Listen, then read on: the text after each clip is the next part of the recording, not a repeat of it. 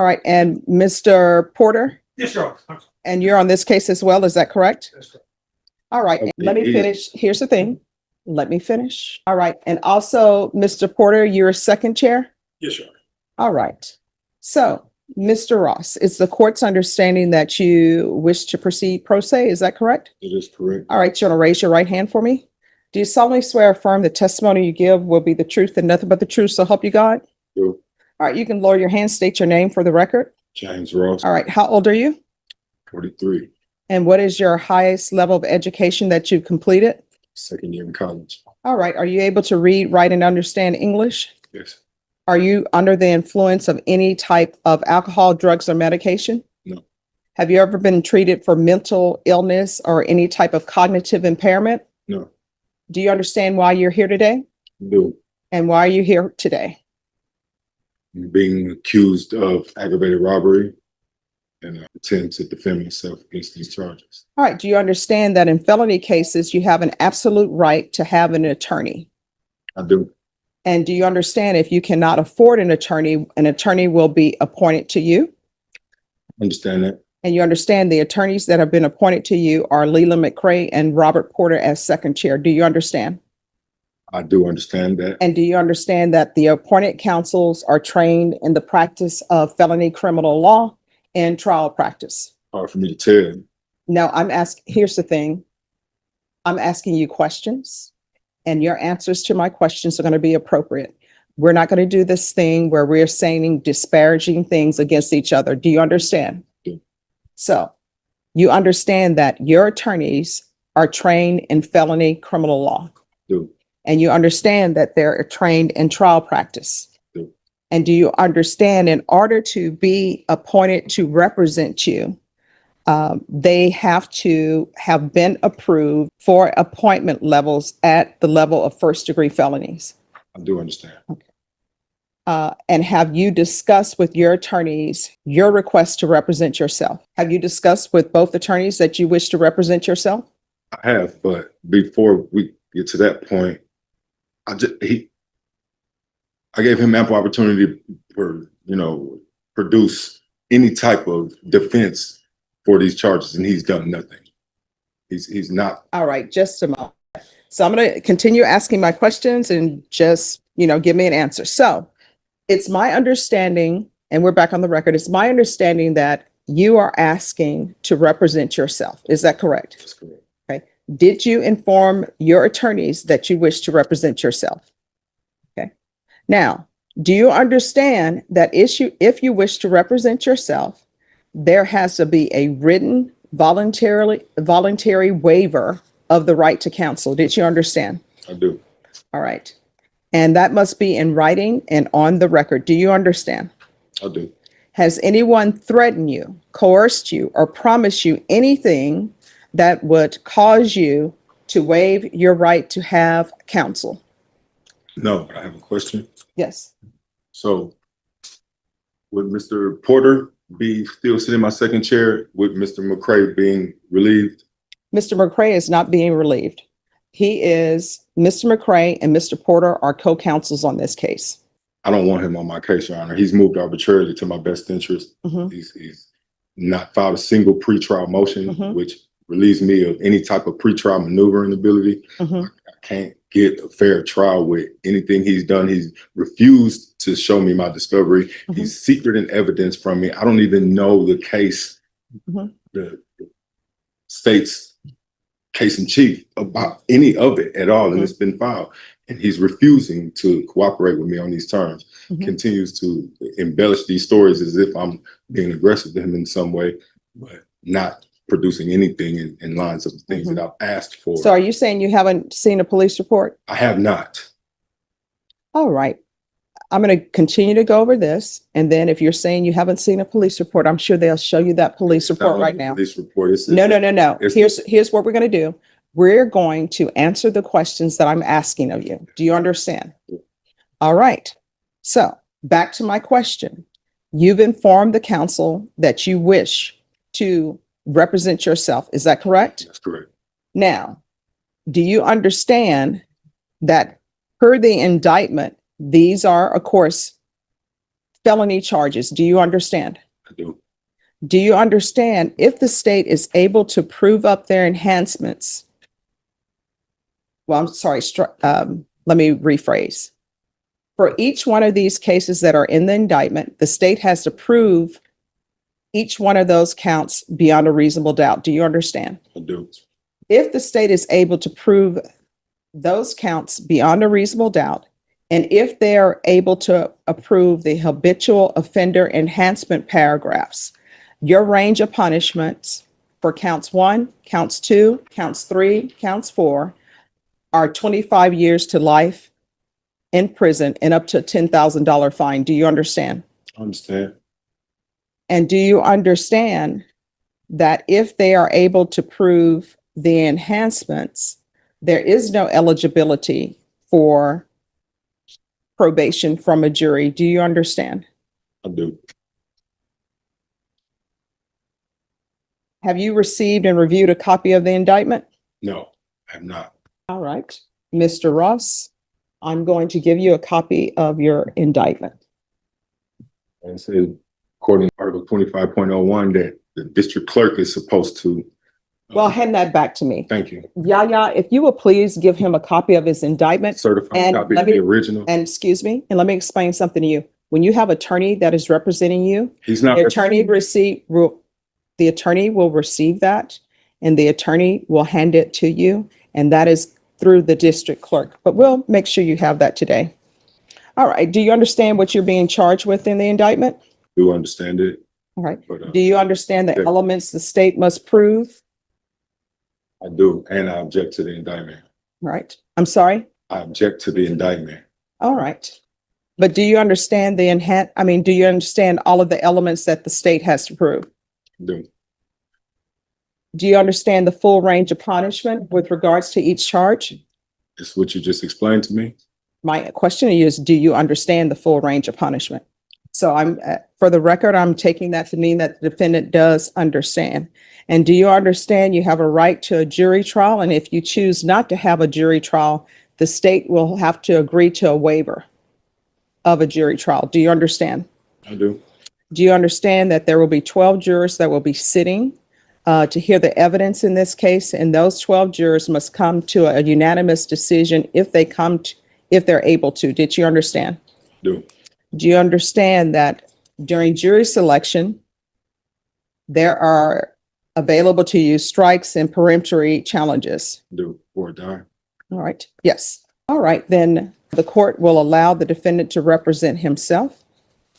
And I'm sorry, after hearing all of the court's questions and answering them, do you still wish to waive your right to counsel? As in, do I? Do you still wish to proceed do you still wish to proceed in representing yourself? I do. All right. Then the court will allow you to proceed to represent yourself. There will be standby counsel. You'll need to sign the waiver. And once you sign the waiver, we will bring the jury in. We'll start with jury selection. He needs to sign. Oh, you're gonna send? I'll sign it. Finish reading it. All right, take this off. Verbal motion. But they're done. At a time.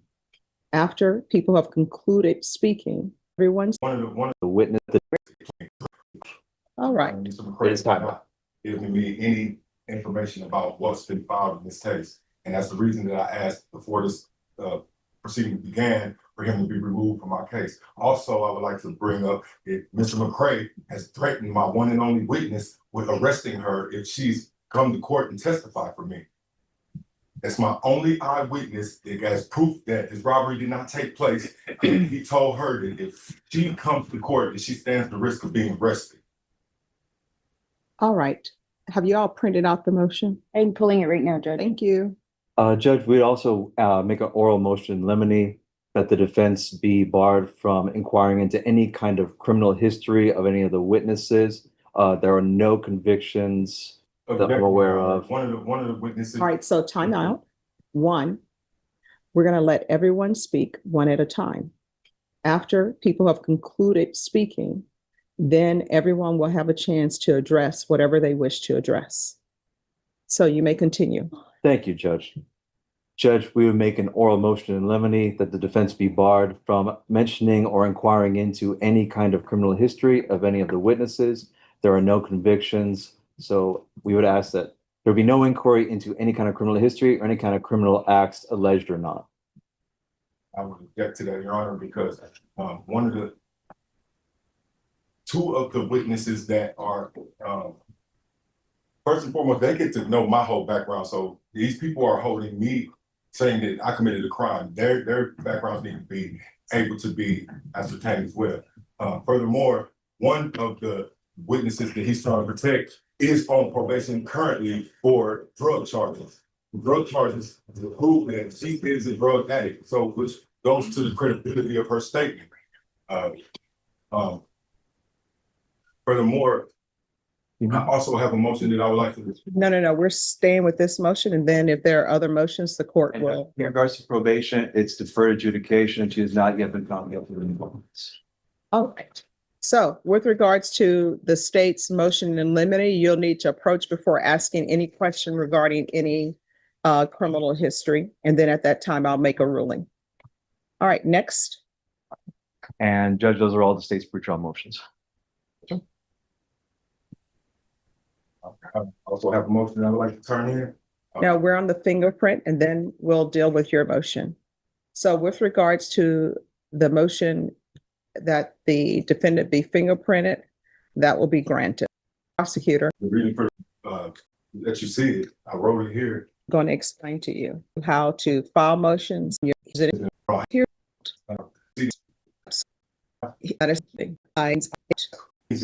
Not with regards to this jury trial is to listen to evidence. Correct. One.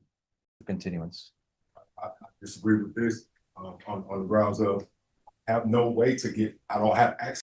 February 3rd, 2026. And so we are proceeding with jury trial. TR hearing. So we're proceeding with jury trial.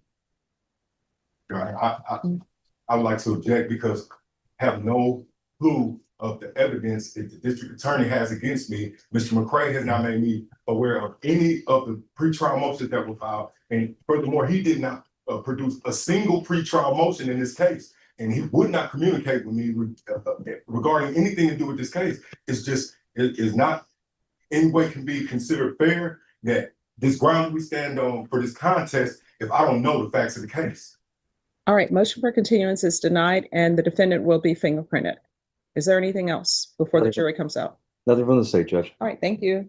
Judge, I'm sorry. I would ask for the timing for the defendant to be fingerprinted. Our fingerprint examiner is here. Let's do it right now. No clue of this about. Okay, so this is what I will tell you. The state filed a motion. They're requesting your fingerprints. The court has granted the motion.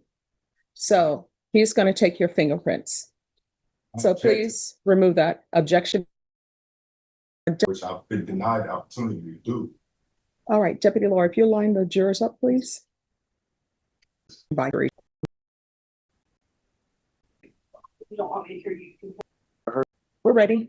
Stop talking. Yes, Judge, we are ready to proceed. You may proceed. Thank you, Judge. Judge, may I have a timer? No. Oh, yeah. True bill of indictment. In the name and by the authority of the state of Texas, the grand jury of Bexar County, state of Texas, duly organized, impaneled, and sworn as such at the September term AD 2025 of the 399th Judicial District Court of said county, in said court, at said term, do present in and to said court that in the county and state aforesaid and anterior to the presentment of this indictment. Count 1, aggravated robbery. On or about June 1st, 2025, James Ross, hereinafter referred to as defendant, while in the course of committing theft of property and with intent to obtain and maintain control of said property, did intentionally and knowingly threaten and place Janice Jones in fear of imminent bodily injury and death, and the defendant did use and exhibit a deadly weapon, to wit, a firearm. Count 2, aggravated assault with deadly weapon. On or about June 1st, 2025, James Ross, hereinafter referred to as defendant, did intentionally and knowingly threaten imminent bodily injury to Alyssa Ramirez, hereinafter referred to as complainant, by pointing a deadly weapon at and in the direction of the complainant, and the defendant did use and exhibit a deadly weapon, namely a firearm. Count 3, aggravated assault with deadly weapon. On or about June 1st, 2025, James Ross, hereinafter referred to as defendant, did intentionally and knowingly threaten imminent bodily injury to Daphne Smith, hereinafter referred to as complainant, by pointing a deadly weapon at and in the direction of the complainant, and the defendant did use and exhibit a deadly weapon, namely a firearm. Count 4, unlawful possession firearm by felon. On or about June 1st, 2025, James Ross, hereinafter referred to as defendant, did then and there, having been convicted of a felony offense of aggravated assault with a deadly weapon, to wit, a firearm, on April 30th, 2007, in cause number 09666641D, and the 396th District Court of Tarrant County, Texas, intentionally, knowingly, and recklessly possess a firearm after the 5th anniversary of the defendant's release from confinement following conviction of the felony, and the defendant's possession of the firearm occurred at 4427 De Zavala Road, San Antonio, Texas, which was a location other than the premises at which the defendant lived, against the peace and dignity of the state. To those counts, how do you plead? Guilty, not guilty, or no contest? Not guilty. That's it. All right, state, you all may be seated. State, do you have any opening statements? Yes, Judge, if I may proceed. You may proceed. Thank you, Judge. There's a man coming into my shop. I recognize this man. This man's been working with us for the last few days. But now he has a gun, he's demanding money from me, and he's putting it up to my throat, saying that I better pay him the money he's paid. The evidence will show that this is exactly what happened when the defendant walked into Janice Jones's shop after he had been working with her for 2 days and said that he was going to get paid the money he's owed. And we will prove to you with evidence, with documents, and with testimony that the defendant committed this crime against 3 people. And I'm convinced that when all the evidence is in front of you and when all is said and done, you will come back with the only verdict that justice demands, and that is the verdict of guilty. Thank you. Defense, any opening statements? You may proceed. Proceed. Yes, you may proceed.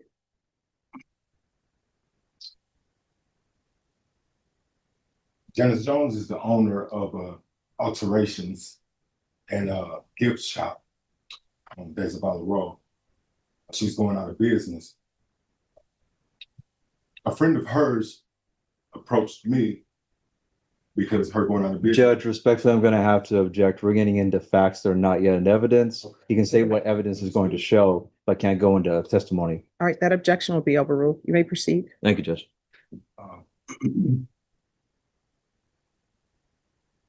On the day in question, I receive a phone call, or I make a phone call and inquire as to how to collect on these owed.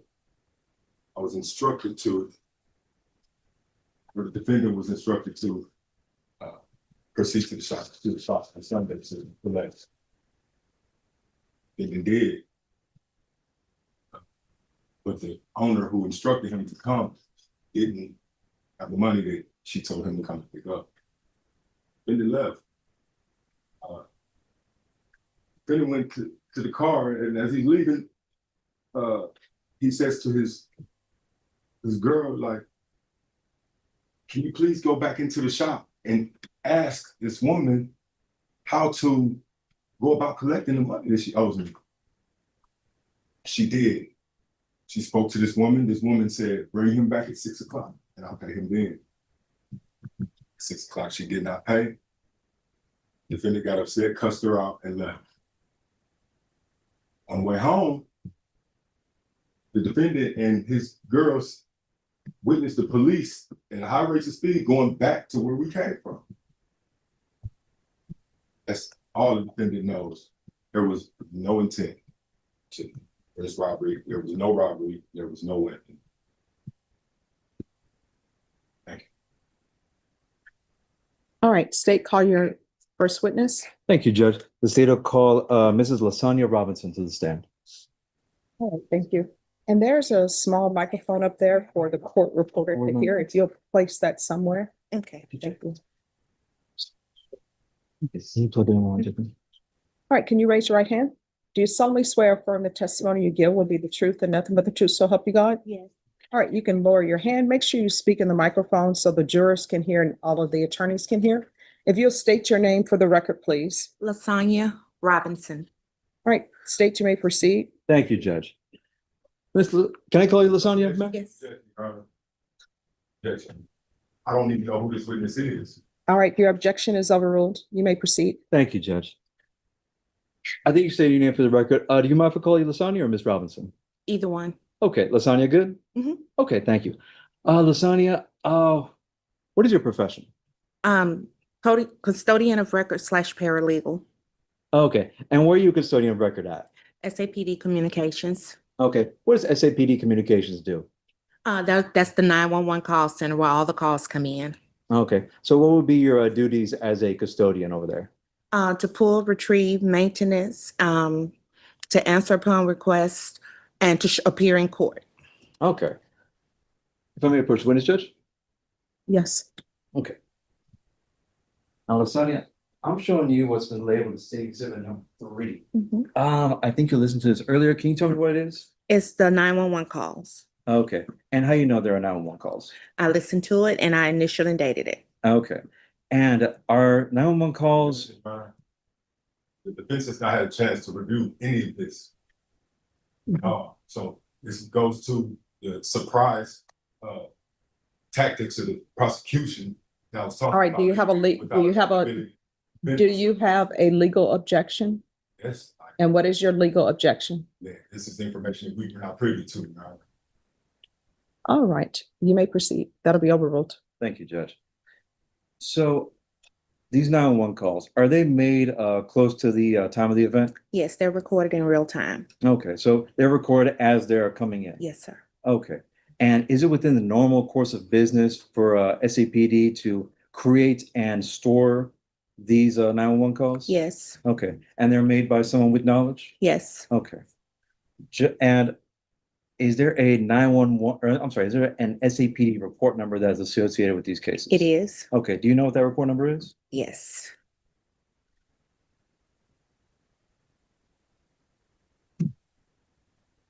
SAPD 221-50167. Thank you so much.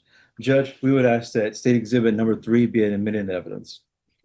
Any objection to state's exhibit number 3? Yes, I'm object, Your Honor. And what is your objection? This defense has not had a chance to review this information. All right, ladies and gentlemen, if you could step out in the hallway for just a moment for the court. All right, for the jury. All right, everyone, please be seated. So to the standby counsel, were you provided with what is being offered as state's exhibit number 3? Yes, I have all the discovery, Judge. All right. And did you have a chance to review that with Mr. Ross before Mr. Ross became his attorney? I've tried every opportunity to communicate with this man. He berates me, he intimidates me, such that I cannot have a conversation with him for much more than about 20 minutes. All right, so this is what we will do. State, if you'll play state's exhibit number 3, so Mr. Ross may hear it. Of course, Judge.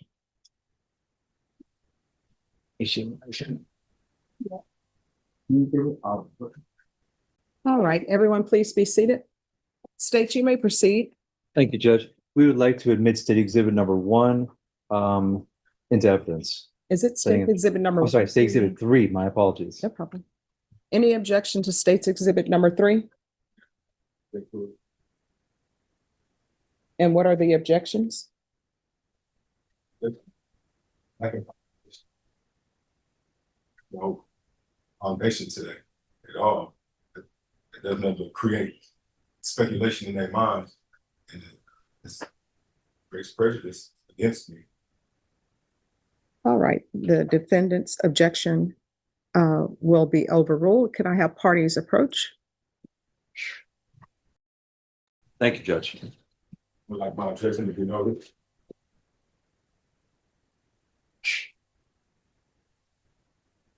Playing 911 call number 1 from State Exhibit number 3.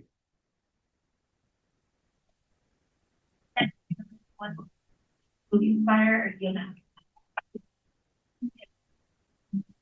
That's something police premise, you need police, fire, EMS? Hello? There's a guy here at JC's alteration, he has a gun. What's the address? JC's alteration, 4722 Delta Valley Road. He has a gun. It's Paula. Yeah.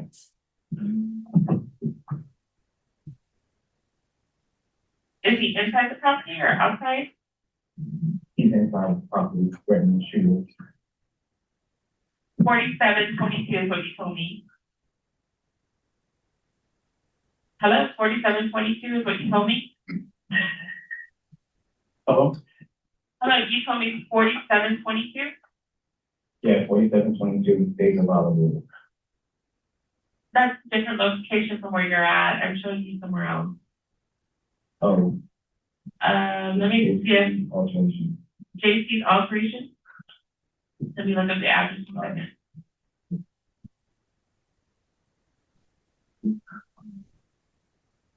Oh, I'm trying to get the address. yeah, there's a Momo shop here. 4427 maybe? Yeah, 4722 Delta Valley Road. 44 something, and mail inside the, 47. She was 47. it is, I'm showing you somewhere else. I'm showing you somewhere else. No, Are you in like a little plaza area? yeah, the plaza area. JC's Alterations gift shop, correct?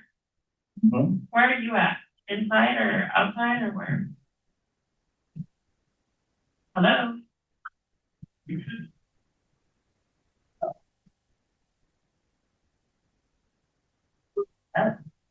Hello?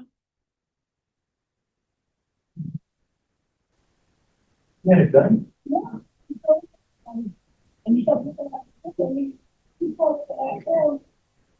And say that he was trying to get. And so,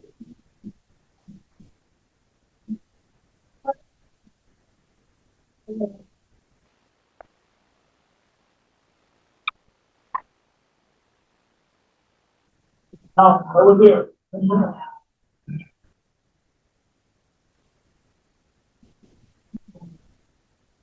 Guy with, he had a red Toyota Camry, he came in, pointed him at gunpoint, and he left.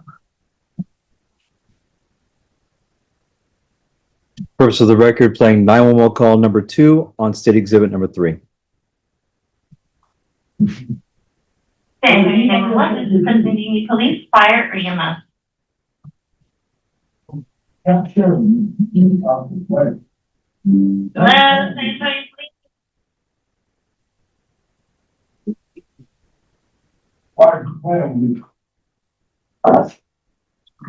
Hello, can anybody hear me? Did I work for her?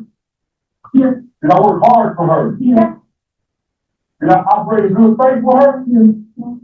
Why the fuck ain't you paying me my money? did I tell y'all something? You told me you was gonna pay me at 2 o'clock when I got here yesterday. I said, absolutely. I'm not waiting till you get finished.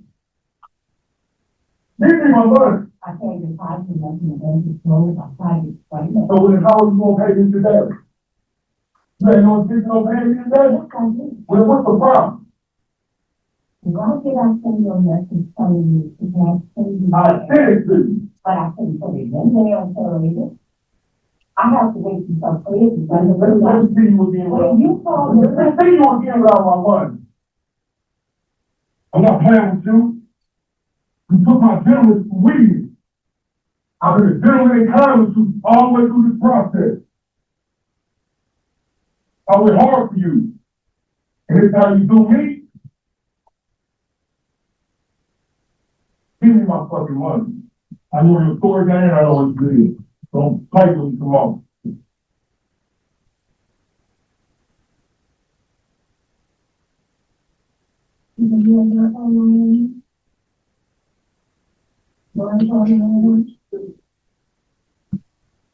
Hello, can anybody hear me? Hello, you sure? I'm still here. What happened? I heard some of him asking about money. Show me your location, please, please, please, please. Ma'am, can you still talk?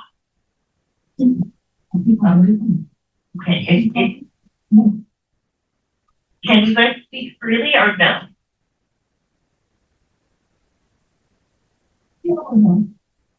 Oh, they already did too. I don't.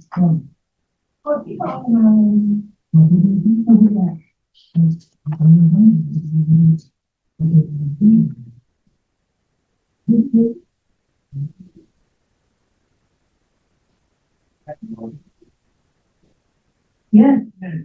Yeah.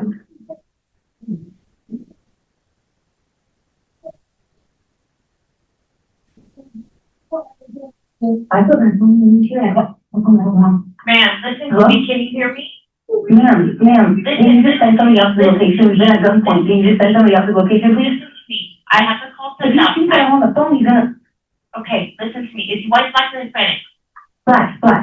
What is he wearing? Black. He's a tall, slender black guy. Keep me on the line. Do not disconnect, okay? I will be quiet, but do not disconnect. Okay.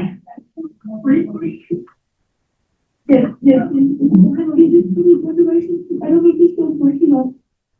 Is this a business or a house now?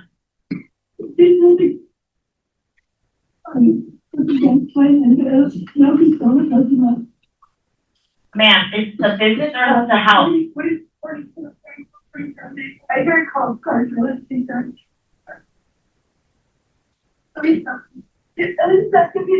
Look, they're already here. For purposes of the record, playing 911 call number 3 on state exhibit number 3. Then, can I have one? I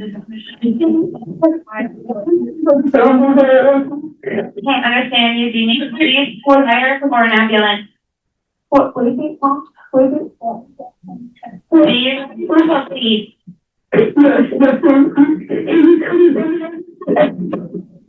Stand anything you're saying. Take the phone a little bit of your face.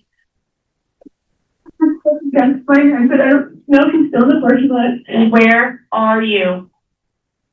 42, 44, 47. I heard cop car, so it's been I don't know where you're at. What is the address? She's already here. Do not hang up. I do not know where you are, and I do not know if I have a unit there. Until I know I have a unit there, I can't do that. What, do you know where you're at? We're at the court and the entrance to Witness Chapel on the Road. My son was illustrated, like the road, and a shopping center right there. You was injured. No, man. He picked me up there because I had, but no, he didn't. I thought he was Ma'am, what? who had the gun to your head? Talk to me. Who had a gun to your head? Is he still there? Still there. Yes or no? Say yes or no. Is he still there? Is he black? Yes or no? Yes, What color shirt? I think it's white. White shirt. Is it a handgun? I don't know. I guess yes, Do you know the address you're at? I think it's 4427?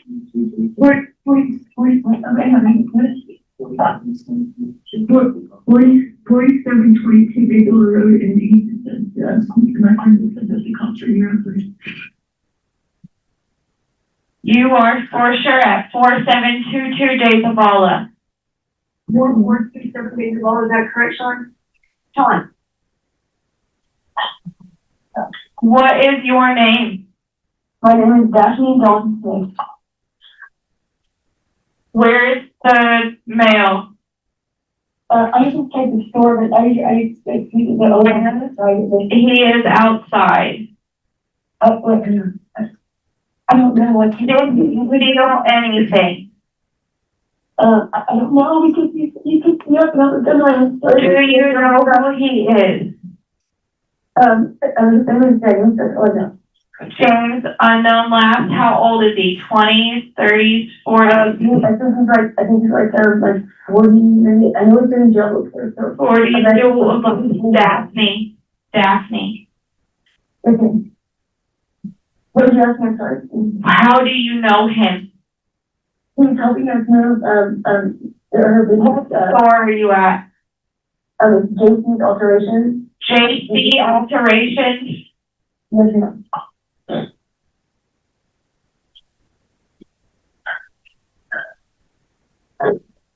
Do you know if the guy is drunk or high? I don't know. Oh my goodness. What vehicle were y'all in? No, we were still working and he just came in. I don't know. He has alibi equivalency.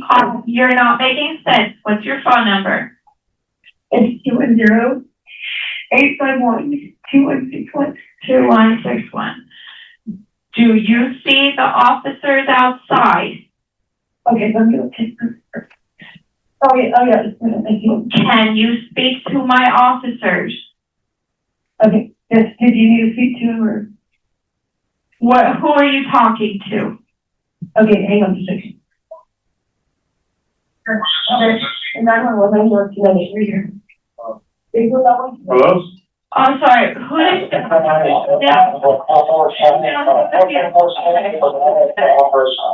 Hey, man, it's all good. It is. Everything's good. I got it from here. Perfect, thank you, sir.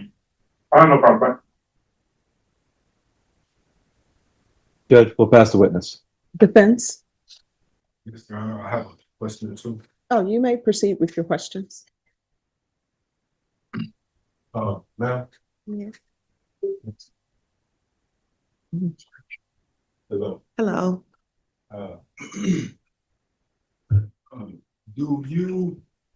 Could you tell us the exact times of these calls? In succession with each other? Yes, the first call was made at 1746. The second call was also around that time, and that third call was 1749. Could you be more specific, please? We need exact times for these calls. 1746, I believe, that's military time. So it's, I want to say 5:46, and then Oh, no. I don't mean that. I mean, what time was each call made? And military time is fine. okay, the first call was made at 1746. The second call also, it was called, I guess somebody else was calling, and it was also made around 1746. And then the third call, the last call, was made at 1749. On the second phone call, there was the gentleman who was communicating with the 911 dispatch. Is it possible for is he identifiable in any way? His phone number shows up on what's called the incident detail report, and that is the document that is generated once that call taker picks up the phone, and she can input or he can input all their information. So his phone number was identified. Okay. You're on. You just need to ask your questions. Were there any more 911 calls made this day regarding this incident?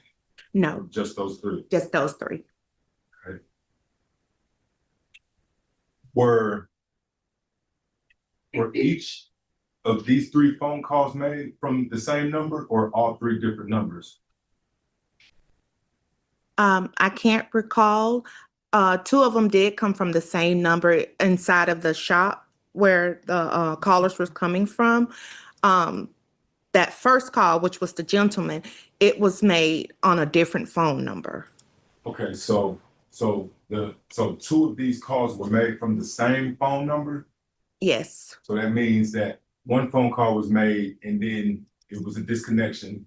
That call ended and the next call was made. yes, Okay, so you just told me that the first and the second call were made at both 1746, correct? right. And that first call is the gentleman call. So that call was another number. I can't recall what that number was. And then that second call was made by one of the numbers that was the same number. The second number. Yeah, No further questions. Thank you. thank you. Is this witness excused or subject to recall? She's excused, Judge. Excused or subject to recall? Subject to record. All right, just make sure you're available if anyone decides to call you. Yes, ma'am. If you'll remove the square microphone for me, Okay. please. Thank you. State, call your next witness. Judge will be calling Mr. Ryan Meyer to the stand. And Your Honor, I would like to invoke the rules, please. All right, the rule has been invoked.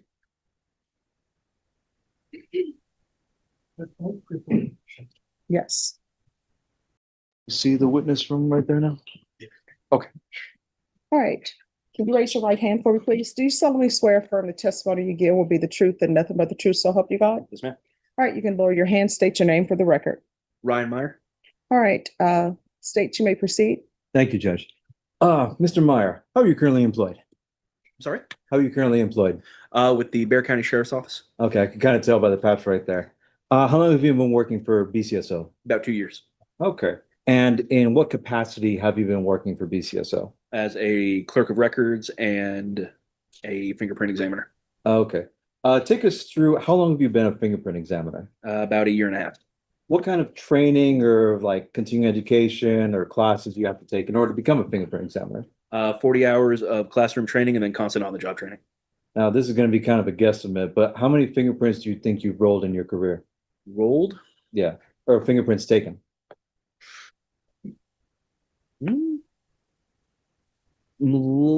About 30 people. Okay. And have you ever testified in this as an expert before? Yes. Okay. Judge, the state would like to bring in Mr. Meyer under 702 as a fingerprint examination expert. Defense? Yes, Your Honor. All right, Thank you. you may proceed. Thank you, Judge. May I approach the witness? Yes. The defense counsel just reviewing state exhibit 1 and 2 before taking up. Mhm. Did you fingerprint Mr. Ross over there earlier? I did. Okay. And did you have a chance to compare those fingerprints to the fingerprints that are in state exhibit number 1? I did. Okay. And would the fingerprints that you took from Mr. Ross be a match for the fingerprints in state exhibit number 1? I'm unsure. You're unsure? Yes. Okay. Let's go through state exhibit 1 a little bit. Inside state exhibit number 1, there is a photograph of an individual. Yes, sir.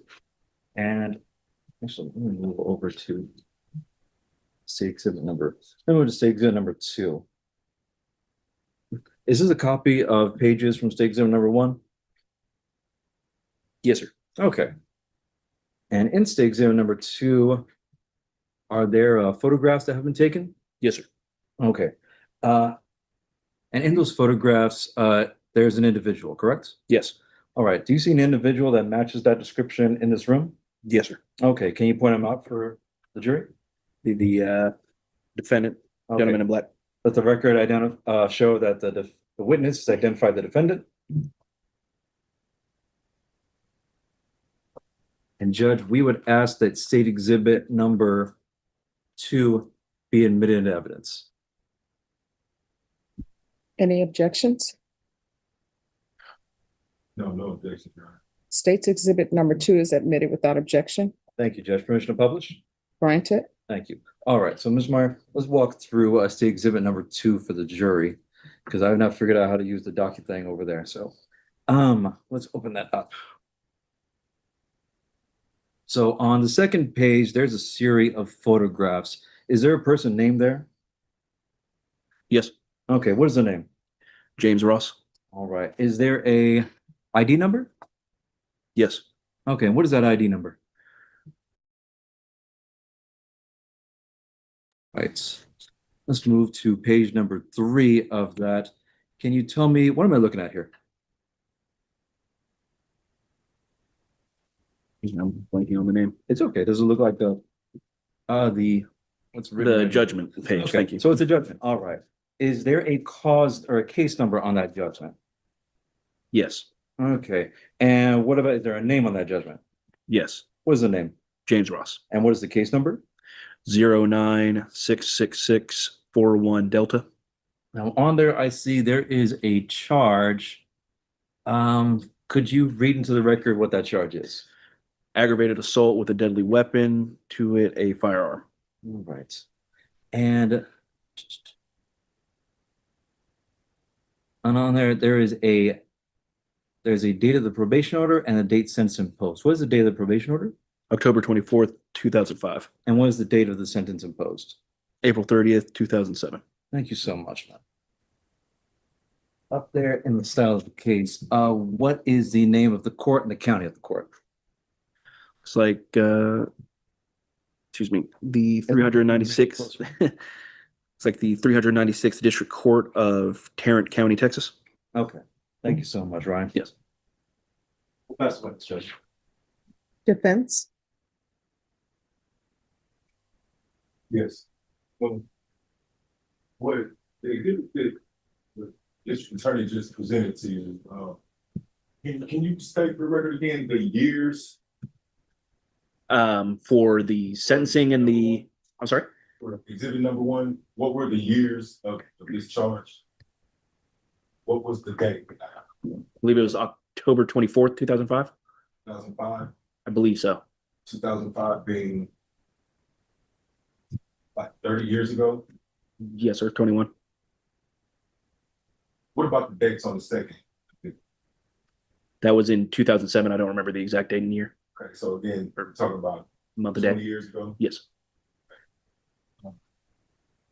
That's all. Thank you. All right, is this witness excused or subject for recall? Yes, Judge. He's excused for the state side. He's excused from to us. All right, the rule has been invoked. What that means is you're not able to discuss your testimony with anyone or view anything about this trial until the conclusion. Do you understand? Yes, ma'am. All right, you may step down. Thank you, ma'am. And is the square microphone still up there, Sydney? Yes. All right, thank you. State, call your next witness. Judge, we're going to be calling Miss Janice Jones to the stand. All right, could you raise your right hand for me, please? Do you solemnly swear or affirm the testimony you give will be the truth and nothing but the truth, so help you God? I do. All right, you can lower your hand. There's a square microphone up there. Could you place it somewhere on your sweater or your top? Yes, it's for the court reporter to hear. That's good. Yes. And if you'll make sure you keep your voice up so everyone can hear, if you'll state your name for the record, please. Janice Jones. All right, are both parties able to hear her? We can hear, Judge. All right, state, you may proceed. Thank you, Judge. Hello, Miss Janice. How are you doing today? Good, and you? I'm doing all right, ma'am. Another day of sun. So, let me ask you, is it all right if I call you Miss Janice? Yes. Okay, thank you. Let's start off with how you met Mr. Ross. How did you first meet Mr. Ross? Well, I was moving from my shop, and the young man, Eddie, was supposed to come and help me out in April, but he was sick and he couldn't start. Dawn showed up, well, Daphne, she showed up to get started, and she met Mr. Ross, and she was trying to get more help for us to be able to pack up and be out by June. So she offered him the opportunity to come and help because she knew him, not me. Okay. What was Mr. Ross helping you out with? Packing and moving from the location I was in into storage. Okay. What was the name of the location you were at? JC's Alterations. Okay.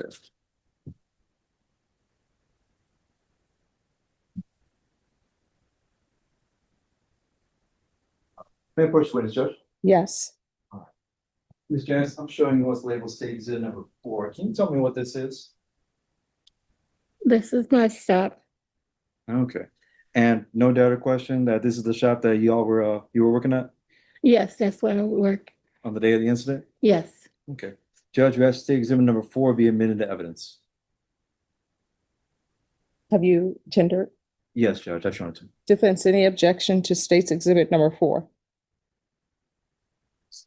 No, All right, state's exhibit number 4 is admitted without objection. Thank you, Judge. Permission to publish? Granted. All right, so when did Mr. Ross first start working for you over at JC's Alterations? On Thursday, I think it was maybe 28, but Sunday was the second, so I have to count backwards. So it was the Thursday before the second. Did you come to an agreement with Mr. Ross about the nature of the work, pay, how long the job was? Yes, I did. Okay, When Dawn asked him to help out, he said to me while they were out getting the truck that Dawn didn't give him information on the pay and how long the job was going to take. So as we spoke, I told him what it was. I also told him that no one gets paid until the job was completed because I've gone through that before. okay. You've had people get money up front and they've just quit the job that day? Yes, and I was left with packing. I moved here from Louisiana, from Atlanta and Louisiana, so I got stuck with a moving truck and no one to complete the job. So I've learned not to pay first. Okay, there you go. So it sounds like, just to summarize, Mr. Ross was contracted with you to work for a certain amount of time, for a certain amount of money, with the expectation that he would get paid at the end of the job. Yes. Your Honor, leading. Sustained. I'll rephrase, Judge, my apologies. What were the terms of the contract with Mr. Ross? That they would get paid $50 a day, and the job was supposed to be completed by that Sunday, which was the second, because my lease was up and I wanted to be out there before I had to pay another month. Okay. Did Mr. Ross and Stain complete the entire job? On that Thursday night, that Thursday while they was out getting the truck, he began a conversation that he was talking to his bank about not cashing a $50 check. He also said that he had just deposited $15,000 in the bank the week before, and he did not understand why they wouldn't cash a $50 check. So as he was talking these conversations over a phone call, I overheard him ask whoever was on the other side about helping him get into his account because he was locked out. Okay. But he wanted $50. And so he came to me that night and asked me about getting some money so he can get smokes and a fix. And I told him, no, I didn't support that. And no one was getting paid until Sunday. Okay. All right. So what month was this? It was the end of May that we started. May 30th. I want to say May 30th, but we were supposed to, it was May 28th, I think. But we were supposed to be out by June 1st. Okay. But because of what he did and not coming back, I wound up staying till June 2nd. Okay. And what year did all this occur? It actually happened in June 2nd, 2025. So last year? Yes. Okay. Let's go to the day of, also, your shop, JC Alterations. Do you remember what the address was for that? 4427 Days of Olive Road. Okay. And this is going to be a weird question, but just go with me on this. Did Mr. Ross live there? Not at the shop. Okay, he did not live at the shop. No. Okay. And is that address in Bexar County, Texas? Yes, it is. Okay. All right. Let's go to June 1st, 2025. Walk us through the events from the beginning. What happened that day? Well, that Friday night, he asked me for money. I said no. He threatened me and told me if I didn't give him money, he wasn't coming back on the 1st. And so after we had a conversation, I stood my ground. No, you wasn't going to bully me. I said everybody was getting paid on that Sunday, so I'm not going to pay you. Objection, Your Honor. And he said, Just 1 second. Whenever either party says objection, I'm going to ask that you stop speaking, okay, and then I'll hear what their objection is. I will make a ruling. And if you don't understand whether or not you're allowed to speak after I make my ruling, just ask me, okay? okay. All right, what is your objection? To narrative, Your Honor. Sustain. Let's go. We can't talk about what happened on that Friday. Let's talk about what happened on June 1st, the day of the incident. Okay? On June 1st, he said that he wasn't coming back if I didn't pay him, Mm-hmm. and he didn't. So I had to find someone else to come and help out. Okay. Did he ever come back with any kind of weapon in hand? On that Sunday, because I didn't pay him, he came back with a gun. I was sitting there packing a box when he showed up. And because I didn't turn and address him when he walked in and shoved his chair down, Dawn walked in between us and was asking me about packing. And he just got up, he snatched Dawn up from behind and threw her up against the wall, and he pulled the gun from behind him. When he pulled the gun from behind him, he waved it at all three of us. He told them he was not playing. And then he pointed the gun and shoved it up under my throat. Narrative. Overruled. You may proceed. He shoved the gun up under my throat and said to me that he would kill me if I did not pay him, and he was not playing with me. Okay. Do you recognize what kind of gun it was? All I know is that it was silver. The silver gun? Yes. Okay. Did you feel threatened by Mr. Ross's action in shoving that gun up under your chin? Yes. Can you give us the layout of the location where you were at? Like, was there like one room, two rooms? Like, where was everybody inside the room? I was in the middle of the room with guys all around me. Dawn Okay. started out on the opposite side behind me. When she saw him come in, she came over to me to ask me a question. And Alicia was standing behind her to the right. And when he sat down, he sat like to my left. So when Dawn stood up in front of him, I assume he got angry because of that. And that's when he got up. He snatched her and threw her up against the wall. Okay. And Dawn, is she also known as Daphne Smith? Yes. Okay. All right. So let me ask you, when he had the gun under your chin, did he say anything to you? He said that he wanted his money and that he was not playing with me. I said, well, James, if you kill me, how would you get your money? And he looked down at me. I said, this is the reason I do not keep cash on me, because of things like this. He just looked down at me. He waved the gun at them again. And when he waved the gun and said he wasn't playing, he told me, don't let me have to come back here. And he stuck the gun behind his back again. And he looked around and then he went out the door. And when you said he was waving the gun around at them, who is them? Daphne and Alicia, they were across the room from where I was sitting. Okay. And so I guess that was his way of keeping a watch of his back by turning the gun from me to them and calling them out of their names, saying that he was not playing. He would kill us. Did you observe Mr. Ross point the gun at Alyssa Ramirez and Daphne Smith? Yes, I did. Okay. This is going to sound like a silly question, but I got to do it for the record. Do you see Mr. Ross in the courtroom today? Yes. Can you point him out for the jury, please? Yes, him over there. Let the record reflect that the witness identified the defendant.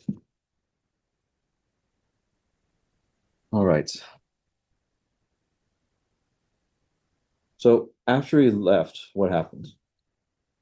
We called 911 and the cops showed up. And once they showed up, we explained to them what happened. And they showed us some pictures to identify him, and we all pointed him out. Okay. Did Mr. Ross continue to communicate with you after this incident? Yes, he was sending me texts and demanding money. He also sent me a Cash App message, and he asked me to call off the police because on robbery actually can max out at 40 years. Yeah, first, what Judge? Yes. Janice, I'm gonna show you what's labeled as state exhibit 5, 6, 7, and 8. Can you tell me what these are? These are messages sent from James requesting a payment, as well as messages that he can use Cash App since he didn't have a phone. He can send messages directly to me. And you can verify that these messages were sent to you from James? Yes. Okay. Judge, we'd ask that city exhibit number 5, 6, 7, and 8 be admitted into evidence. Any objections? No. All right, States Exhibit 5, 6, 7, and 8 are admitted without objection. Thank you, Judge. Okay, permission to publish? Granted. Thank you, Judge. All right, let's go over state exhibit number 5 right here. Is there a date on this?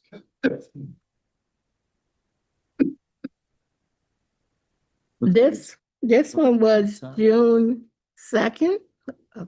So this would have been after the incident? Yes. Okay. What does it say on there?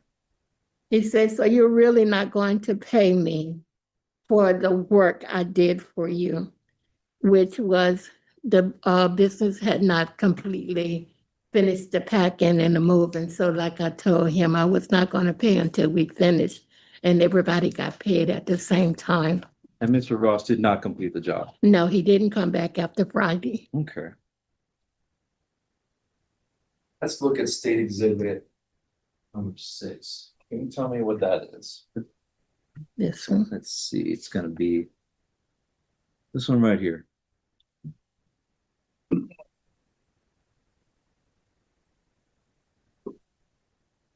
This is a request that he made for the payment, and I did pay everybody on the same date.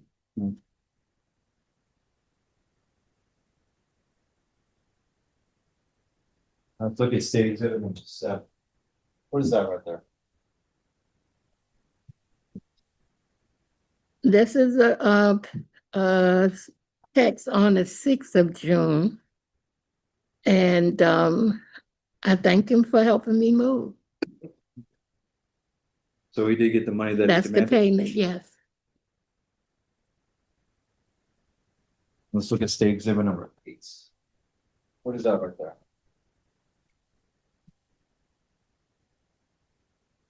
This is also the text on the 6th of June, where he asked me to call off the police because the robbery starts at, it is a felony, and it starts at 40 years. Okay. And I see on there, there is a name that's Samaj Rose. But that first one right there, is that James spelled backwards? Yes, it is. Okay. And the last name, Rosie or Rose, does that sound pretty close to Ross?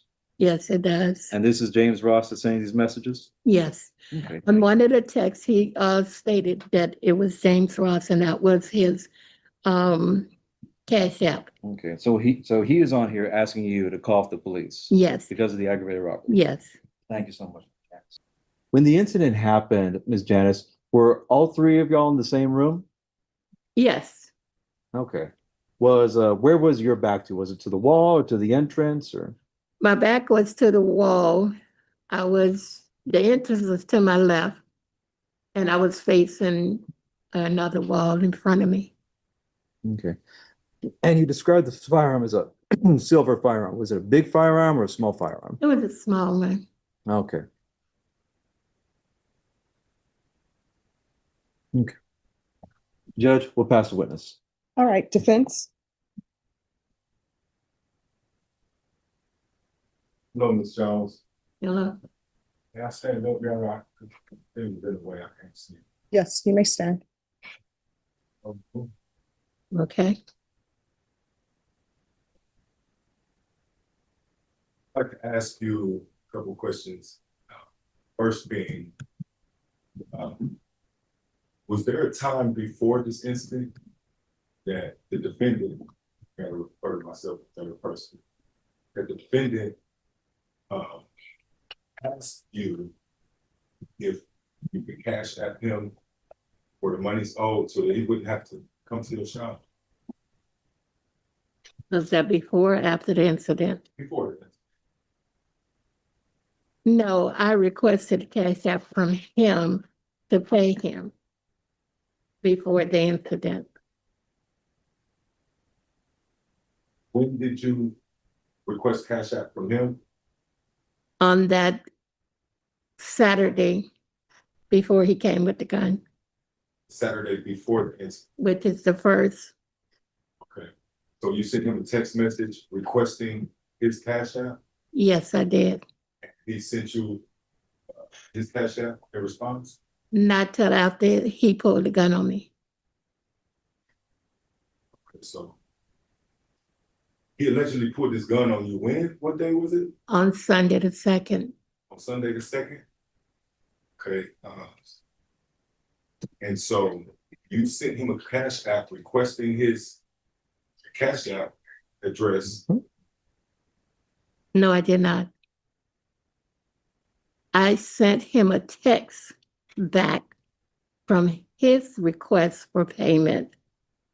And he sent me a message saying, "This is James Ross and this is my cash app." So that is how I got his cash app.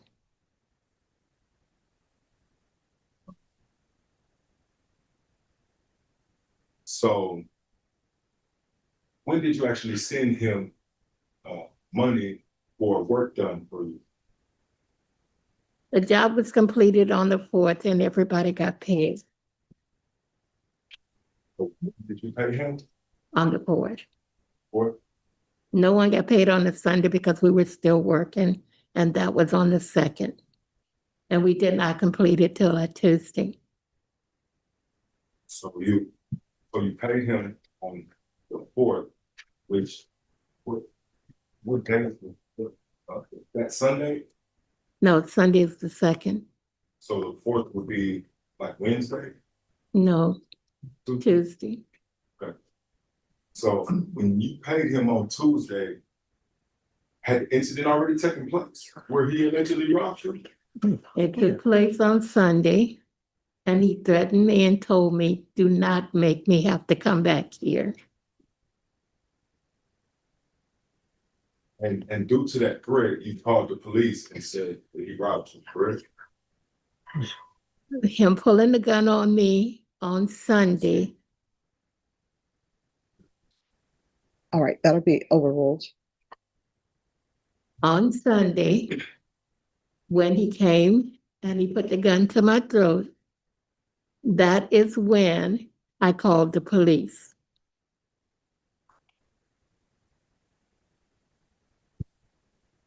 After you called the police and this incident was reported to the police that you were robbed, after that incident is when you paid him? I did not pay him until that Tuesday.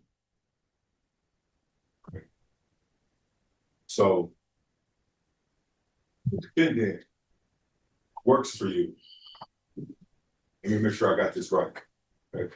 The defendant works for you, then stops working for you, and then robs you. And then after this robbery where you call the police and get the police involved in this matter, you pay him?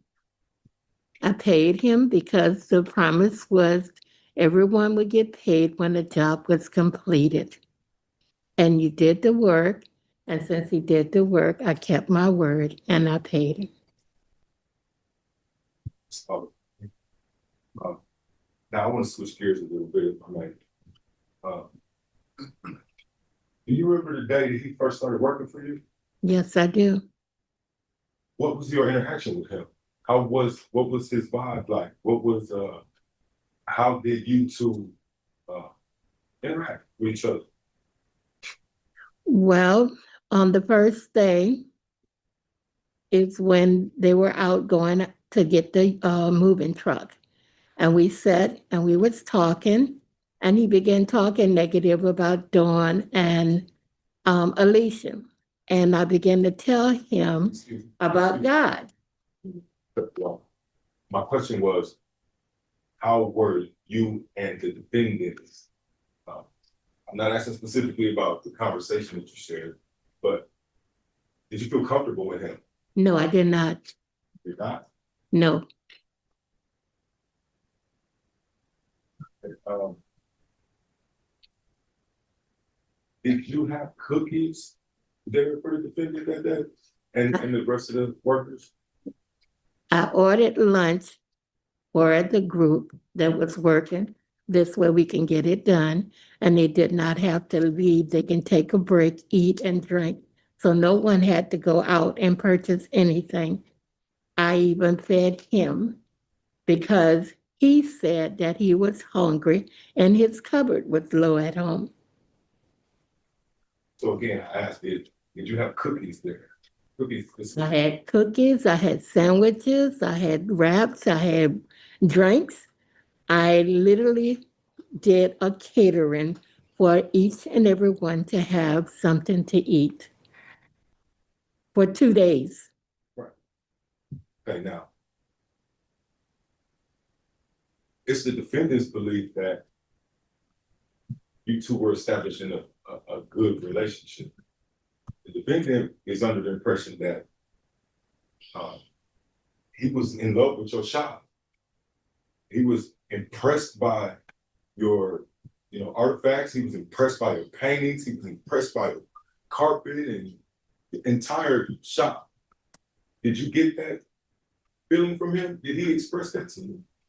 I did not get that feeling because he made me uncomfortable when he began to talk finances and nothing else was adding up with the $15,000 being placed in the bank a week before, and now you're begging for $50 from the bank and the bank is denying you, then you come to me. So no, I wasn't comfortable at all. And I didn't like being alone with you that long, but they couldn't get the truck back to the shop earlier. Okay.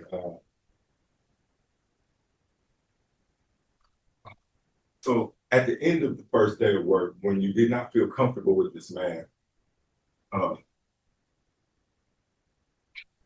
the defendant is under the impression that you gave him African pieces of art and food because he said his covers was low at the end of the day. And is that true? I have kept a food bank for many, many years because Excuse me. I'm encountering people who are hungry. Excuse me. I need you to ask the questions correctly, please. Question is, did you give the defendant African artifacts and food at the end of the first day? Judge, I'm going to have to object to this on relevance and also that's been asked and answered. It would be cumulative questioning. All right, that'll be overruled. Thank you, Judge. Please proceed. Yes, you can ask your question. Okay. Ask that again. At the end of the first day of work, when you didn't feel comfortable with the defendant, did you freely give him 2 pieces of African art along with food from the company of your shop? Because he said he had nothing to eat. Yes, I did. Okay. These 2 pieces of African art, the reason that I ask is so to gain an understanding of the value of these things to the defendant. So to the defendant, these pieces of African art were extremely valuable. Okay. And he expressed that to Ms. Jones. Now, Ms. Jones, if you didn't feel comfortable with the defendant, why would you give him valuable pieces of artwork and food and be expecting him to come back the next day for work? That doesn't add up. The reason why I didn't add up to you is because I refuse to let anyone go hungry. I keep food around and I cook food and I feed the neighborhood. I believe in the love of Christ. And I do believe in being kind to people. And those artifacts that I gave you didn't really mean anything to me. It was given to me. And so if it was something you like, I wanted you to be happy with it. Did you find that the defendant was happy with those? You seem to be excited to get it. Continuing, at the end of that first day of work, after you gave him these artifacts and you gave him food, did you drop the defendant off at his home? I did not, but my friend, you rode with my friend. And when we followed you, you seemed to be thankful that, somebody gave you a ride. And so in this, you knew where the defendant lived. Not exactly. We dropped you off in front of the building. And because I was uncomfortable with you, I turned and told my friend not to bring her purse into the building anymore because you made me very uncomfortable that day. I beg your pardon, can you repeat that? I didn't hear what you said. While we dropped you off in front of the building, we didn't see what apartment you went into. And I turned and told my friend not to bring a purse in because I wasn't going to do it. I was very uncomfortable with you. Okay. And so we stopped carrying a purse that day. I want to ask you again, when you dropped the defendant off, were you in the car with him? No, I wasn't. Okay, so who were you in the car with? I was in the car with Clara and you were in the car with her husband. Okay, so that's two different vehicles? Yes, it is. And I'm in the vehicle with your co-owner's husband? Yes, And you're in the vehicle with your co-owner? yes. And so when we got to my apartment, how many trips did I make into the house before I could get all the stuff that you gave me in? Do you recall? No, I don't recall, but you didn't have that much stuff.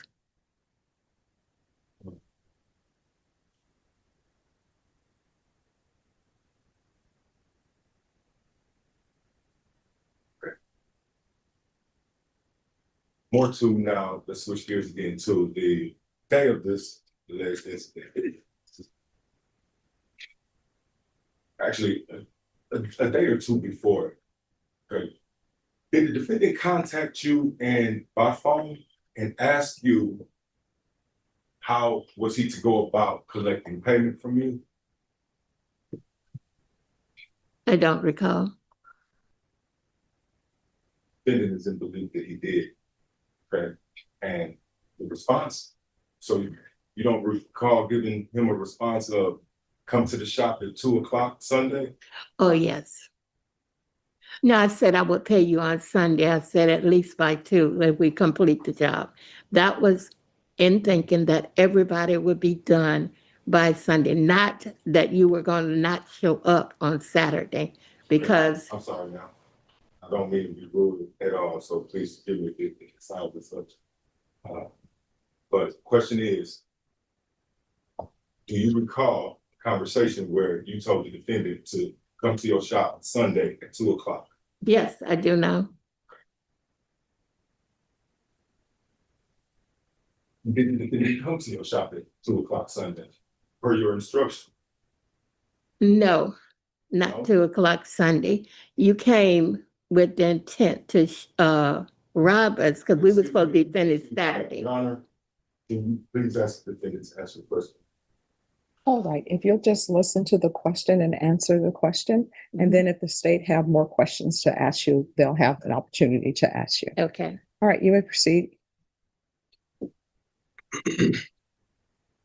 So we gathered now that you instructed the defendant to come to your shop Sunday to collect his pay, correct? I said I would pay everyone I'm on sorry. Sunday. Yes or no question? On Sunday, I didn't give you a time. Defendant is under the impression that you told him 2 o'clock. And so at 2 o'clock, he came to your shop. And what happened when he came to your shop at 2 o'clock? What Well, did let me rephrase that. I'm sorry. Excuse me. How many times did the defendant come to your shop on Sunday? How many times did he cross the threshold of your door Sunday? That Sunday. as far as I know, once, Once? as far as I know, once. So when he crossed the threshold, what took place? Came in angry, grabbed a chair, slammed it down and sat on it. And as I turned and saw he was sitting there, I was already in the midst of a conversation, and I completed the questions that was being asked by the young lady that was there. And you yelled and said that you wasn't going to be ignored. And that's when you stood up, snatched the young lady in front of me and threw her up against the wall. Sorry. May have seemed like liberty to just continue on. It was not, it was a direct question, but so I'm sorry, and I please forgive me because I do not mean to be rude in this. My life is actually on the line and I just need to get these facts straight. So please excuse me. I don't mean any sarcasm. I mean any rudeness. Okay? I apologize if it came All right, across. please ask your next question. My question is, you remember another lady coming in to ask you a question about how the defendant was to collect money from you? Yes, I do. Okay, so was that after the first or second time the defendant showed up at your shop? The young lady came in and she began to talk about you Ma'am, coming. the question was, did that woman come after the first or second time that the defendant showed up at your shop? I don't recall you being there more than once.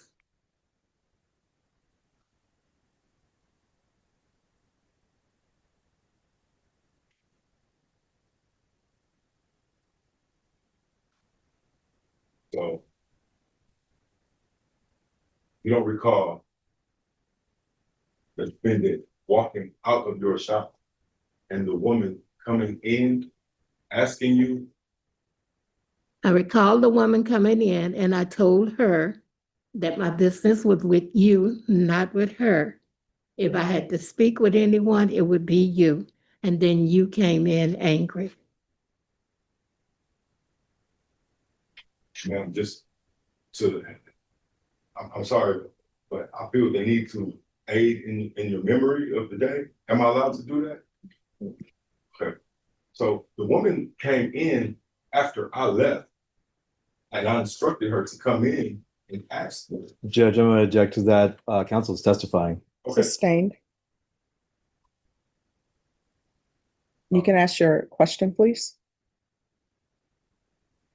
There were 2 times that the defendant came to your shop. Do you remember the difference in occasions? No, I don't.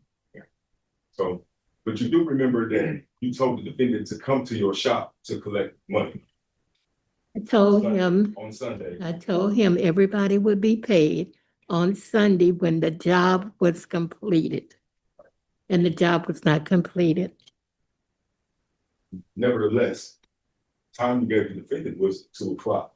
Do you remember, you sure you don't recall that? No, I don't. Do you recall the time of this incident that took place? No, I don't recall the time that it happened.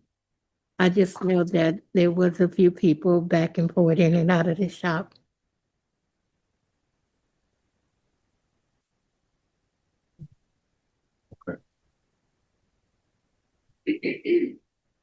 Would there be anyone else that would remember there being twice that the defendant came to your shop?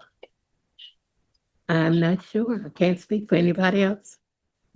But that would be all for me right now, Your Honor. I would like. All right.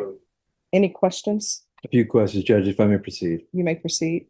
All right, Ms. Janice, let me ask, this incident that happened, was it the first Sunday in June? Yes, it was. That was in June 2025? Yes. Okay.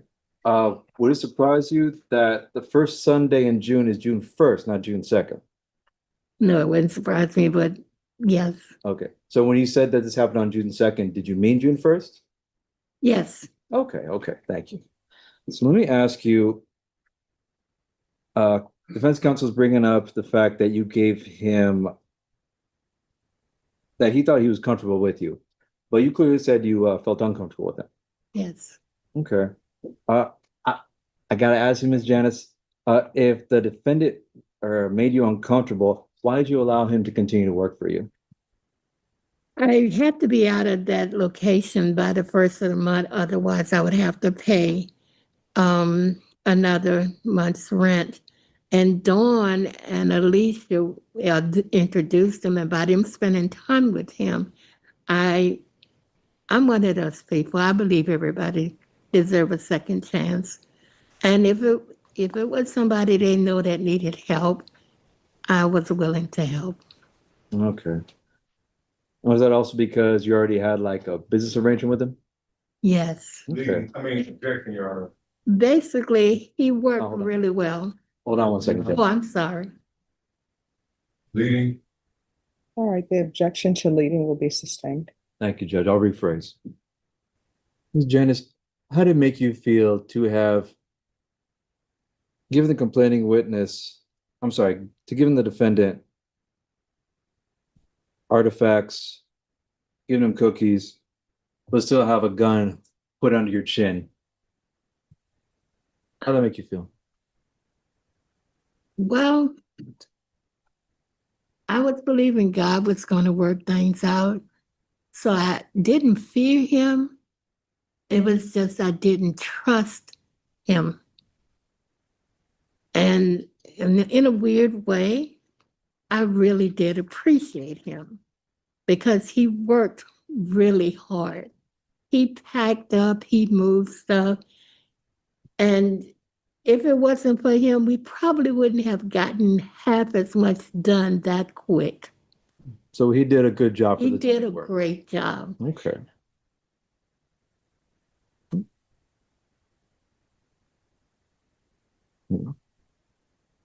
But when he came in on June 1st, did he demand money from you? Yes, he did. Was he entitled to that money yet? No, he wasn't. Were you concerned that he would pull the trigger? Well, because of my faith, I believe if it was my time, it was my time. But I believe God was watching over me, so I didn't have fear of being shot. I just wanted him not to hurt the girls because they didn't deserve it. They trusted him as well. But you felt threatened having that gun under your neck? Yes, I did. Objection, Your Honor. Leading. Sustained. Thank you, Judge. I apologize. I'll pass the witness, Judge. Defense. Ma'am. So you agree that the defendant asked you for money that you owed him? The defendant demanded I give him the money at that moment that he was threatening me.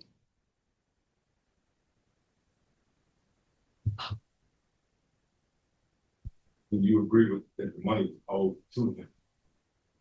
Only when the job is completed.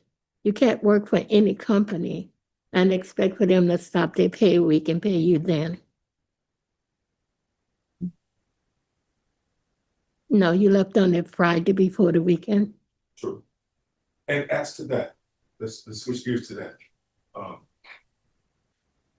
On that Friday, which was the end of the second day of work, correct? Yes.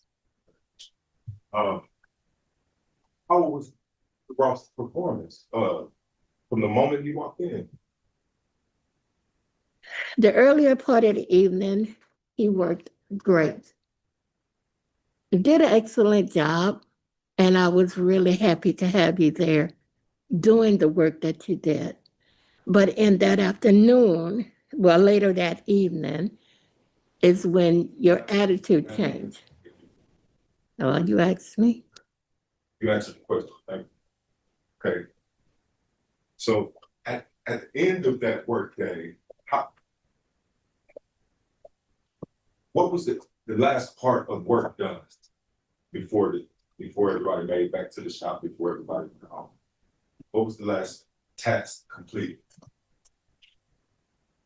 Moving the boxes to the storage. So after moving the box to the storage, the truck was brought back to the shop Yes, part, yes, and the defendant entered to speak to you. Do you recall? yes. When the defendant entered at the end of this second day of full work for you, did he express to you that he wanted to speak to you? He expressed that he wanted to talk about money again, and I told him that I was not paying anyone till the job was completed. Understood. Is that where the conversation ended? It ended with him being upset because I refused to listen to the conversation again. You wouldn't even have the respect for the man to listen to what he wanted to say after 2 full days of working in good faith with you. Because we had had the same conversation on Thursday and I wasn't changing my mind. So did the defendant ask you for all the money that you owed him, or did he ask you for a fraction of it? He asked me to get paid that night or he was not coming back on Saturday. That's the last part of the conversation. That's the threat. Okay. So before that, it wasn't a threat, it was more like, because when you say threat, that entails some type of negative action. It was.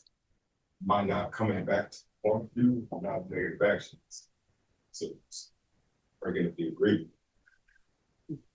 So my question is this: Did the defendant ask you for less than $20 so that he could get food that night and have gas money to make it back tomorrow so that he could finish the work?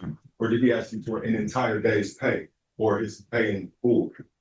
He asked me to pay him, and if I did not pay him, he will not come back on Saturday.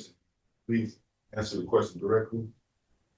Question is, did he ask you for a fraction of the funds that you owed him, just enough so he could get something to eat that night and gas money back tomorrow specifically?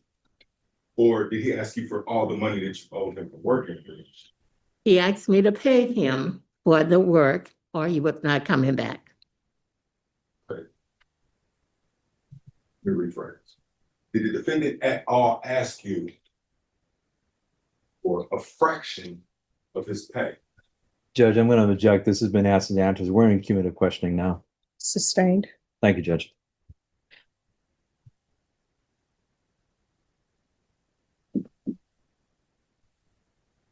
After the first day, did the defendant ask you for food and gas money at any point to make it back to work? The defendant asked me to pay him or he was not coming back on Saturday. Not the question. Question is, after the first day, The first day was Thursday, the second day was Friday.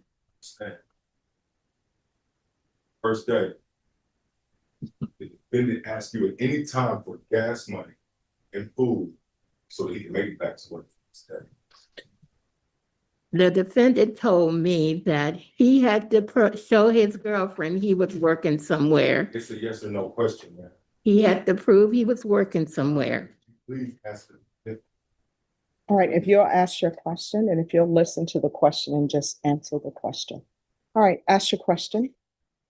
After the first day of work, was there any time the defendant asked you for food and gas money to make it back to work following day.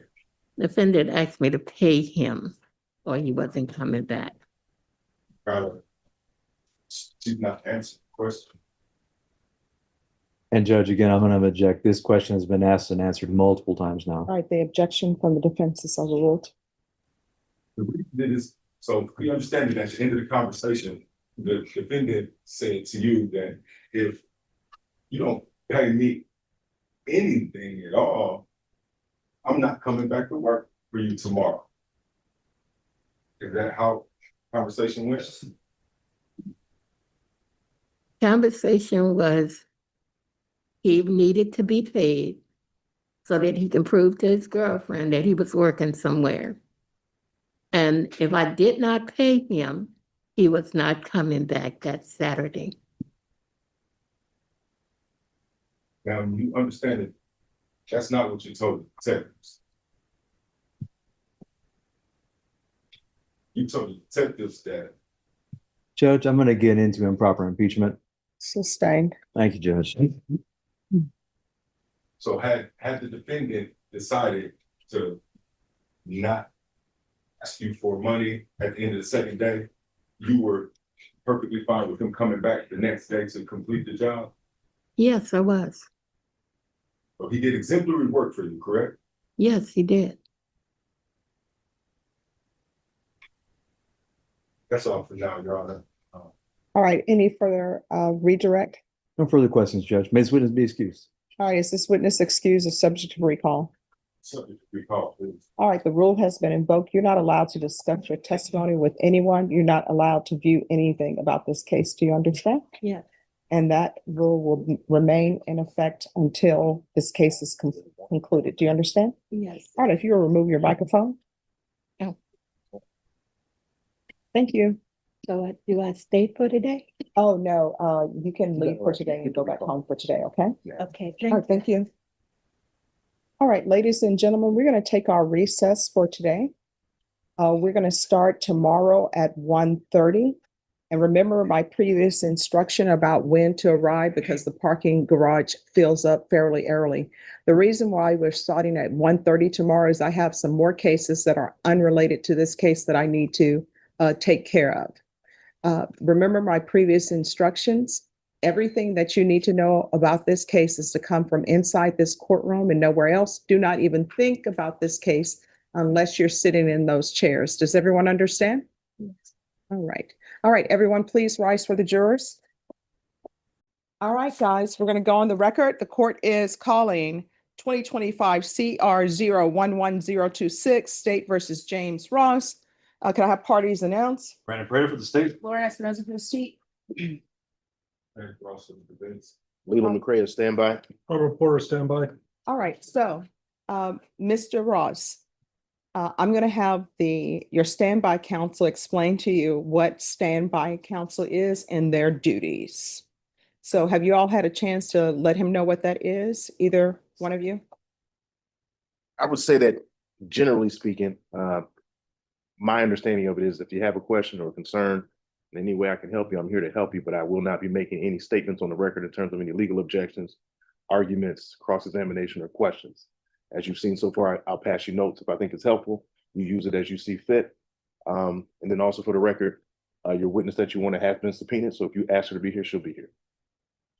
All right, so I just want parties to be clear on what standby counsel means, but just so parties know, I'm not going to interfere with any notes that are being passed between Mr. Ross and the standby counsel so that everyone is clear. All right, let's bring the jurors in.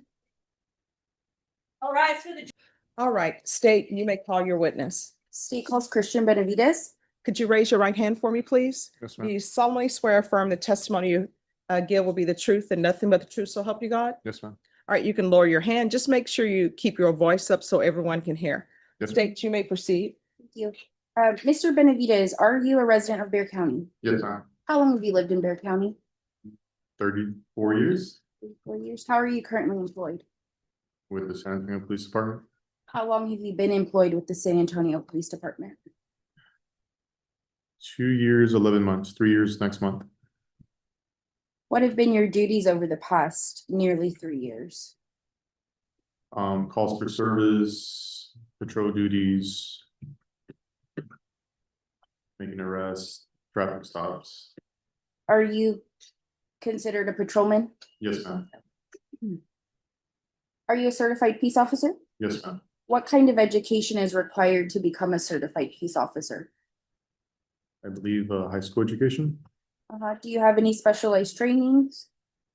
specialized trainings. Yeah, to become a certified peace officer, do you go to an academy? Yes, ma'am. Classes? Through an academy, Do you know approximately how long the academy is? approximately 8 months. What was your position with San Antonio Police Department on June 1st, 2025? A patrolman. A patrolman. What area? Well, let me back up. Were you on duty on June 1st, 2025? Yes, ma'am. What area were you patrolling? I work Purr, which is Huebner, Vance Jackson, Bandera, 1604, La Cantera Parkway, Medical Center. Now, is San Antonio broken up into segments or districts? Yes, ma'am. So if you're on duty as a patrolman, are you the only patrolman on duty? No, No, so there's multiple. there's about 6 per side. There's 3 sides in Peru. There's about 6 to 7 patrolmen in each side. Okay, and what were the hours of your shift on June 1st, 2025? 1:30 p.m. to 9:30 p.m.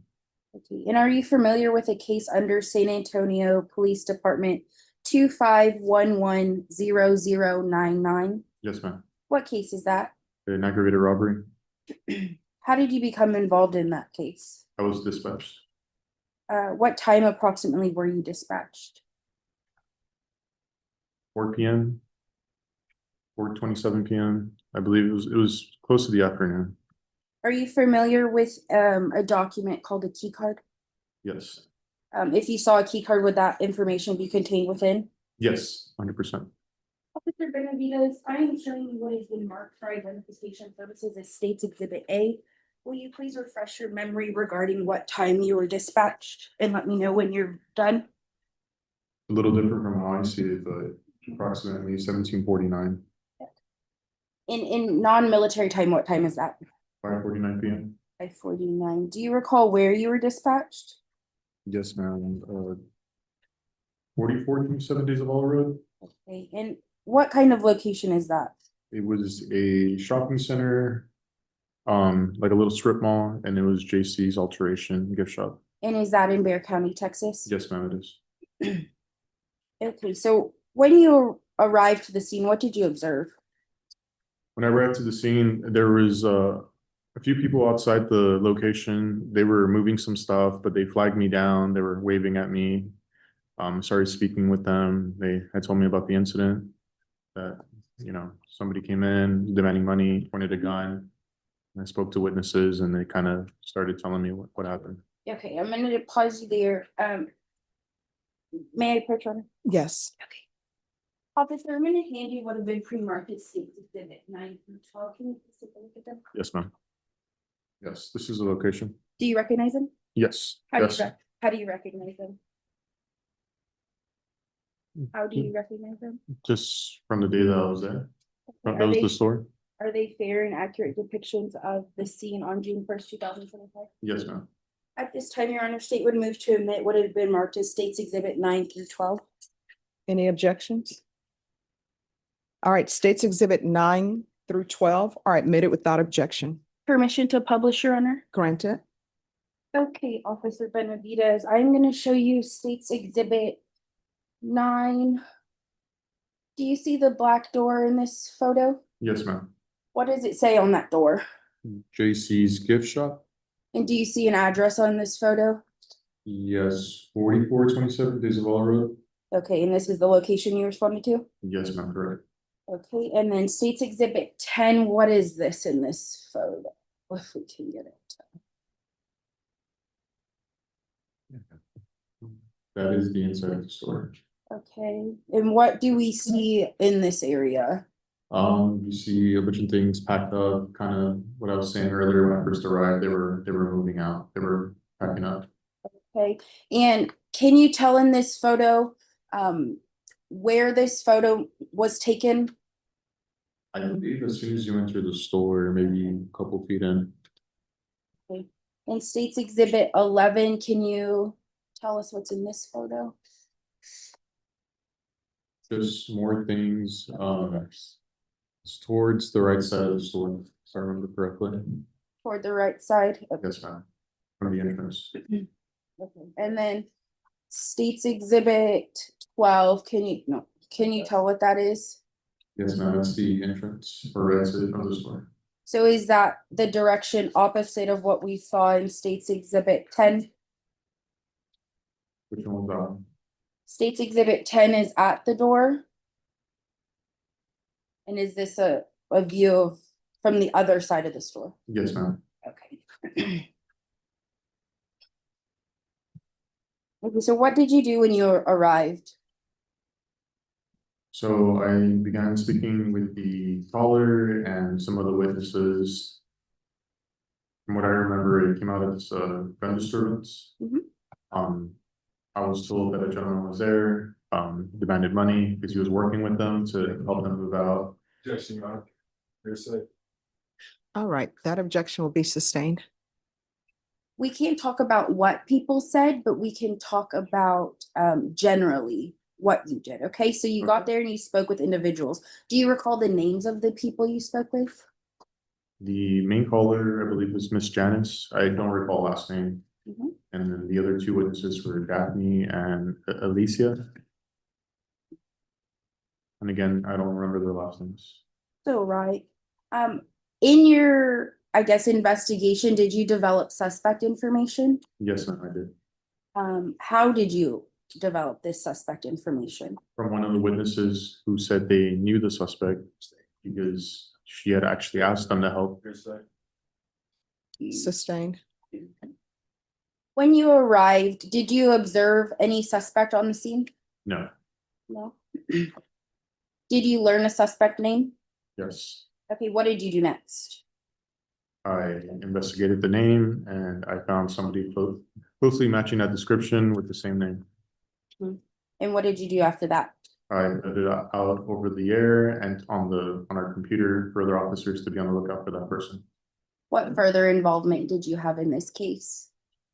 I called the follow-up unit, which was the night CID, to inform them of what happened, and they came out to do further investigation and interviews. And what does that stand for, night CID? I don't know, honestly. Might it be criminal investigation? Oh, yes, yes, Yeah, Night yeah. Criminal Investigation Division. Okay. You recall the name of the night CID that came out that night? Yes, ma'am, it was Detective Landrum. I pass the witness, Your Honor. Defense, any questions? So you were not you were not present when this supposed crime happened. No, sir. And when you got there, did anyone seem to have been assaulted? No, so, On at all? no, sir.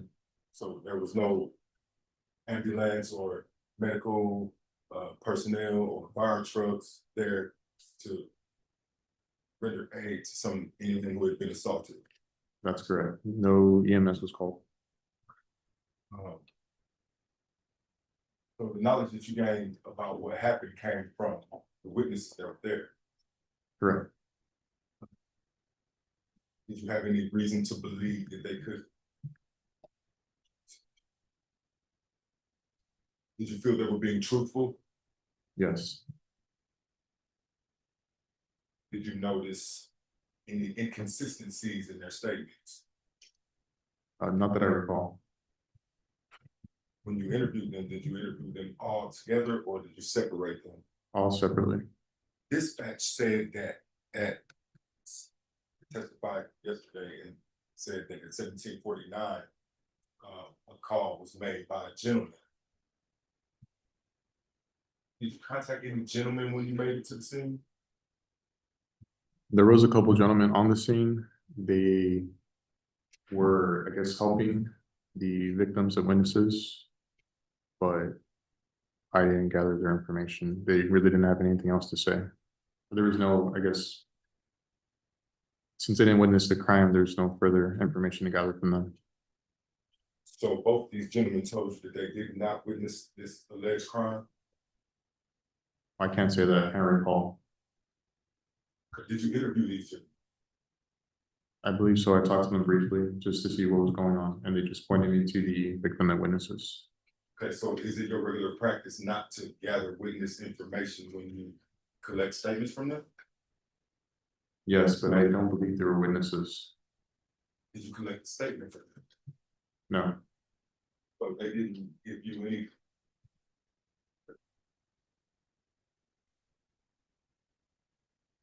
Okay, switch gears a little bit.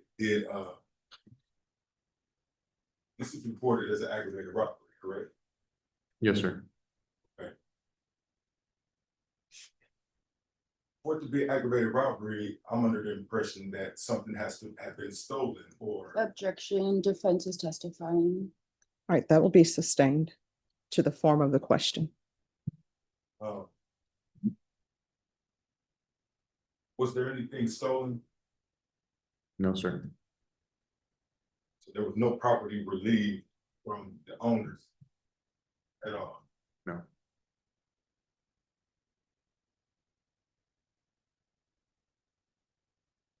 I really want to go back to the gentleman that you interacted with.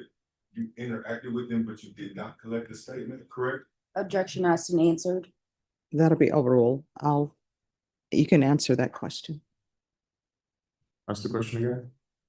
These gentlemen that were on scene when you got there, you did not collect a statement from them, or you did? I talked to them briefly. I didn't collect a formal statement from them. Why? It just wasn't pertinent to the case. I needed to talk to the witnesses and the victims that had more information. Okay, these gentlemen were there helping them move, correct? Yes. So they would have been there, correct? From what I can gather or remember, they weren't there at the time, or they weren't present when the incident occurred. They were lifting all the heavy things inside the U-Haul, so they weren't inside the store when it happened. And I don't mean to sound, I want. Is that your regular practice for when there's an aggravated robbery? My practice is to gather statements from any witnesses or victims that's relevant to the case. Did these gentlemen say that they did not want to have their statements taken? No, So when you spoke to them, did they tell you that they were not inside, that they were outside, or? Objection calls for hearsay. That will be sustained. Okay, when you spoke to them, were you inside the store or outside the store? outside, if I recall correctly. Excuse me? Outside, if I recall correctly. Did the witnesses or the victims interact with them during this time when you were interviewing with them any? I don't remember. Was there any weapon found in the scene anywhere? No, What kind of perimeter search protocol do y'all have in regards to this? Is there any? as far as searching for a weapon, Yes. I mean, just the immediate scene. So you speak to them to learn if they were inside or out. Again, if I remember correctly, I just spoke to them what was going on. They flagged me down and they just pointed me to the right direction of who to talk to about what was going on. Neither one of them said that they called the police. Can't say I recall. Did you have on your body cam? Yes, Was it active and recording yes, when you spoke to these gentlemen? yes.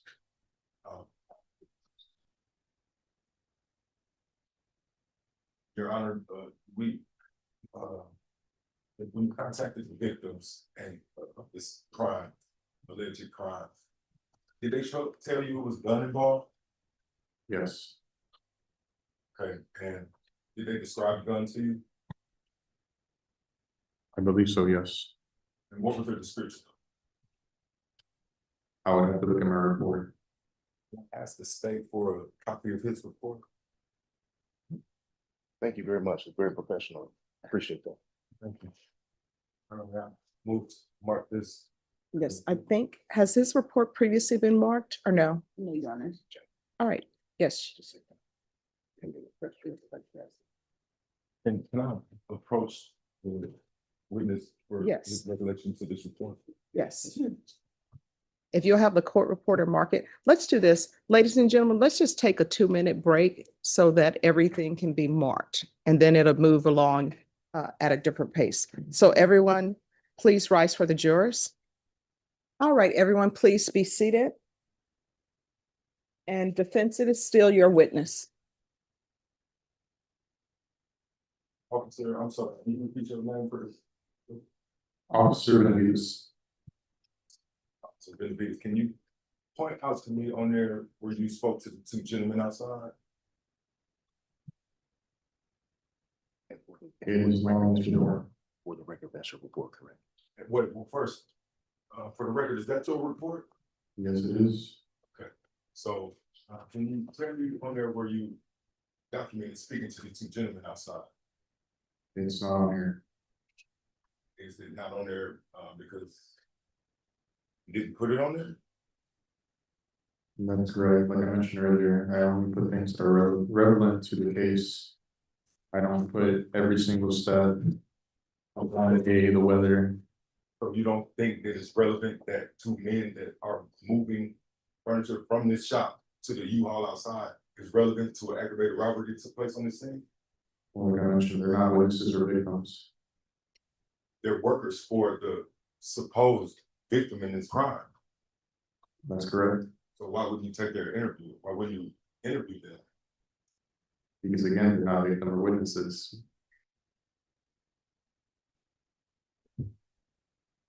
Are you aware that it was a man who made the call?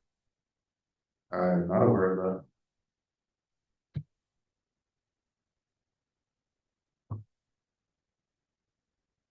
Are you aware that the 911 caller never saw a gun? Repeat that again? Are you aware that the 911 caller never saw a gun? I have to see the call for service again. All I know is it came out as a disturbance gun, so there obviously was a gun involved. Okay, so if there's a gun involved and nothing was stolen, what do you put together as an officer? Just because there's no gun involved, nothing was stolen, doesn't mean it's not a robbery. So it's just because no gun. Excuse me. You got everything you need from me, to be clear. There's no gun involved. So just so we're clear, there was no gun on the scene, didn't find a gun, and there was nothing stolen. That is correct. That's all for right now, Your Honor. State, No further questions, Your Honor. This witness is excused by the state. is this witness excused? Very well. Okay. All right, the rule has been invoked. That means you're not allowed to discuss your testimony with anyone or view anything about this trial until this trial has been concluded. Just make sure you're available if either party decides to recall you. Yes, ma'am. All right, and if you could leave the square microphone behind, I don't know if you put that on. Yes, if you'll leave that behind. And if you'll give the exhibit to the court reporter. Here you go, ma'am. And state, you can call your next witness. Judge will call Miss Alyssa Ramirez. If you raise your right hand for me, do you solemnly swear affirm the testimony you give will be the truth and nothing but the truth, so help you God? I do. All right, you can lower your hand. If you put on the little microphone, it's square, it's for the court reporter to be able to hear. All right, you may proceed. Thank you, Judge. Good afternoon, ma'am. Good afternoon. Now, your name is Alyssa Ramirez? Yes. How do you spell your? Through working with him that day, or those days that we worked with Miss Janice. Okay, what days were those, if you remember? It was back in June, April, May, at the end of May, early June. Okay. And where were y'all working at? We were helping her clear out her alteration business. She was moving it to a storage, and we were just helping her with it. Okay, She needed help. and let's just clarify that. When you say you're working for her, who do you mean? Oh, for Janice, the owner of the operation. Okay, And where was that? Where was the alteration place at? It was on De Zavala and Indian Woods, I think it is. Okay, what was the name of it? Uh, JC's Alterations. Okay, all right. So, how long do you work with Mr. Ross over at JC's Alterations? It was just a total of 3 days. 3 days. Okay. What were you all employed to work on? Just to move all her stuff to a storage, and that was just clearing out her entire building. That's Okay. what we were. That was the task to be completed. Okay. Any kind of problems between anybody those 3 days? There was problems between James and another girl that was working with us, Dawn. They kind of butted heads a little bit. Okay. Yeah, but that's Nothing between James and Miss Janice Jones? during the time of us working. Well, after the 3 days, yes, it was. Okay. Well, let's go to that. Let's go to the events of June 1st. Okay. Walk us through, how did everything go down with Mr. Ross that day? Okay, so, well, it began the prior day because Miss Janice had told us when we started working for her, she had made it clear to us that, Objection, Your Honor. Hearsay, non-responsive. Right, that'll be sustained. So when I'm asking you what's going on, we can't talk about what other people have told us, what other people Okay. said. It's just what you have personal knowledge of. Is that kind of, so we can't say like, this person told me, it's like, no, it's like only what we know. Does that make sense? right. Okay, Okay, so what was the question? all right, so tell us about June 1st, what happened? On June 1st, when we were working in the, helping her clear out her business, James had come in because he wanted to get paid. But she said she was gonna pay when the job was finished. So, he came in and basically just demanded that she pay him. And, he pulled out a gun. And I went behind the chair. Narrative. Right, that'll be overruled. So going back, so you said he pulled a gun, what happened next? He told her I want my money. And If I heard you mean, I'm sorry, he told Miss Janice, I want my money. okay, And, I mean, he picked up Dawn and kind of tossed her aside. And, and Dawn, what is Dawn's name or Dawn's full name? Daphne Smith. Okay, And then I just went and hid behind a chair. And I called 911. And then he came up to the chair and he moved it and he said, "Didn't I work hard for this lady yesterday?" And I said, yeah, we all worked hard. And then he said, "Did she pay me?" And I said, "No, not yet." And then he went back to Miss Janice and he said, "I want my money." And I think he said by tonight or something. I don't know. He said he'll be back. And then he left. okay. When you called 911, what did you do with the phone? I sat on it. I was scared that he was gonna know that I called. So I sat on my phone and then I would just like get up so that way maybe they could hear what was going on and that they would just see my GPS location and show up. So you basically, did you call 911, set the phone down, and then talk to them afterwards? Yes. Yeah. Okay, Yeah. I was too scared to talk to them during okay. I didn't want him to know I called. How concerned were you that Mr. Ross would notice that you would call 911? I was pretty scared to where I was afraid, should I call? I was actually deciding, should I call or not?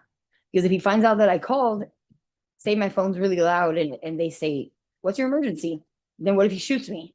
So I was scared that he might kill me if he finds out that I called 911. So when he moved the chair, I was like, oh my gosh, he found out.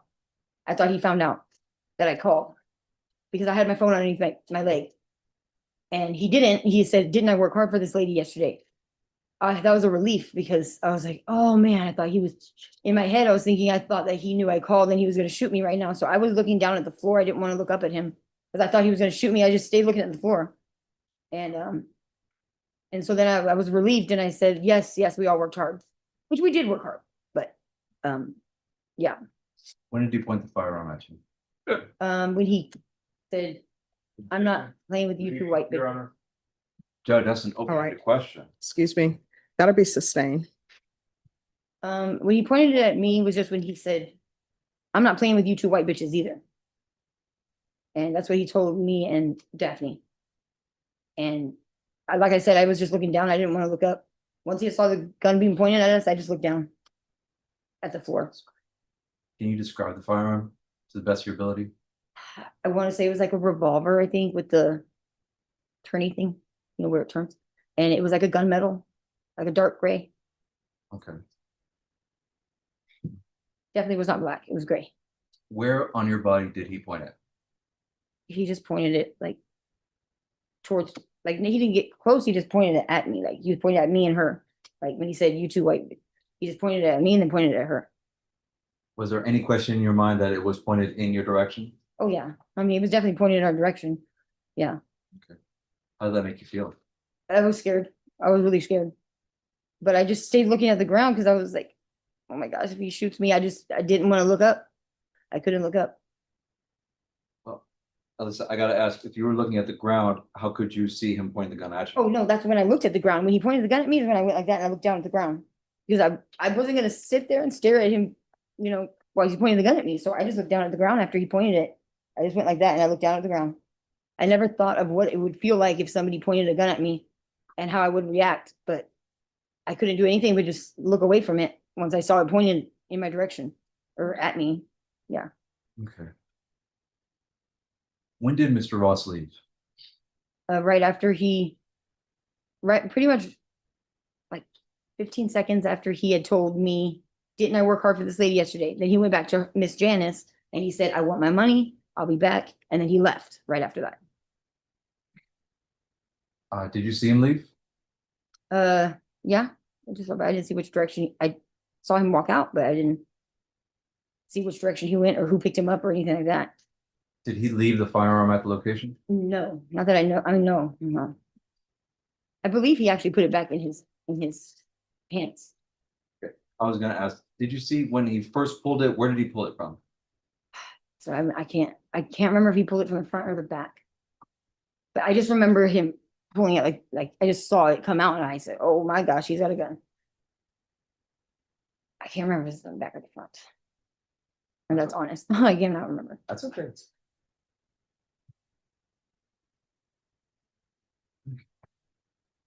Judge, we'll pass the witness.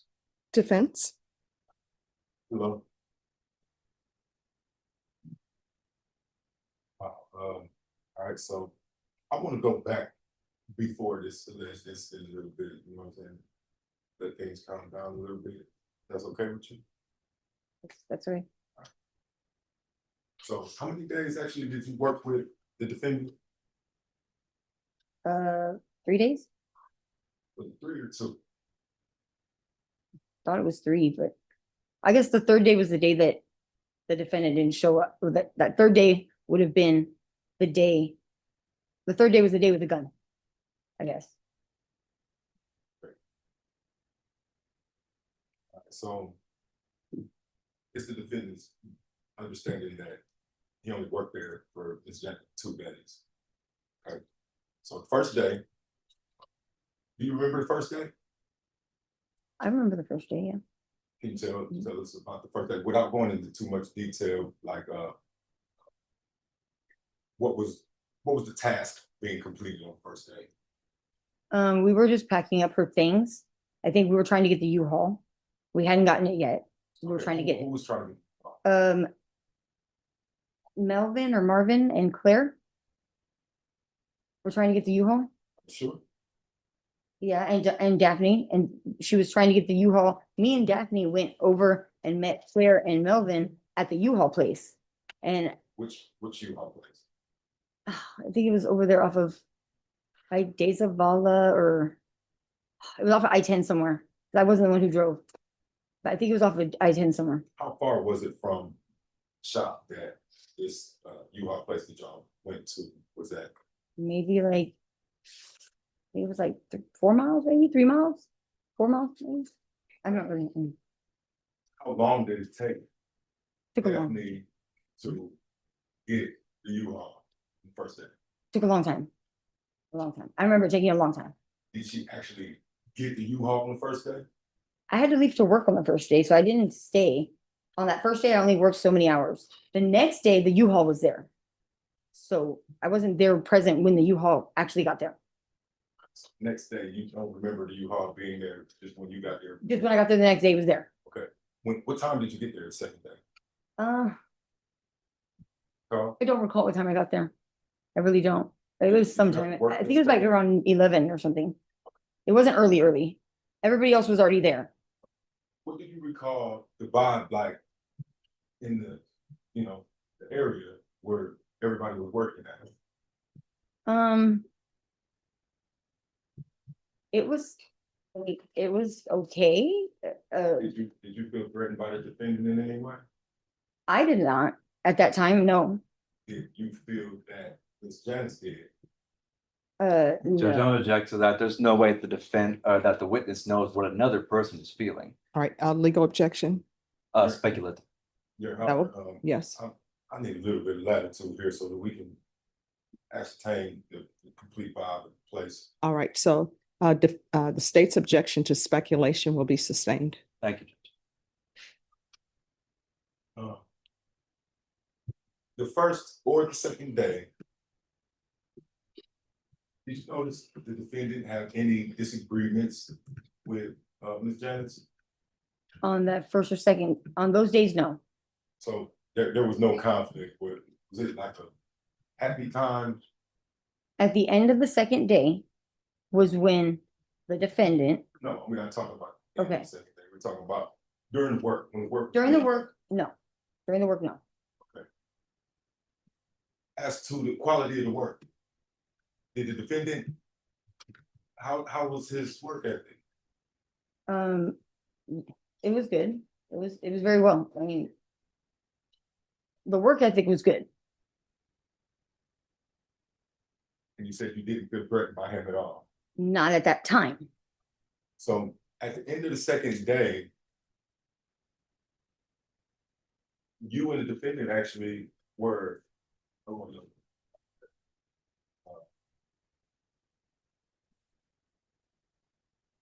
Before the meeting at the shop at the end of the second day, at the storage unit, do you recall? Yes. Okay. Is that right? Sorry. Is that when you, when Daphne went and crying? Is that the one you're talking about? Yes. Okay. I remember that, yeah. Okay, so do you remember a gentleman and another lady being there? Yes. Okay. Do you recall what they were doing? Well, you and I, or sorry, the defendant and I had gotten chairs down for them to sit down. Because they're older in age.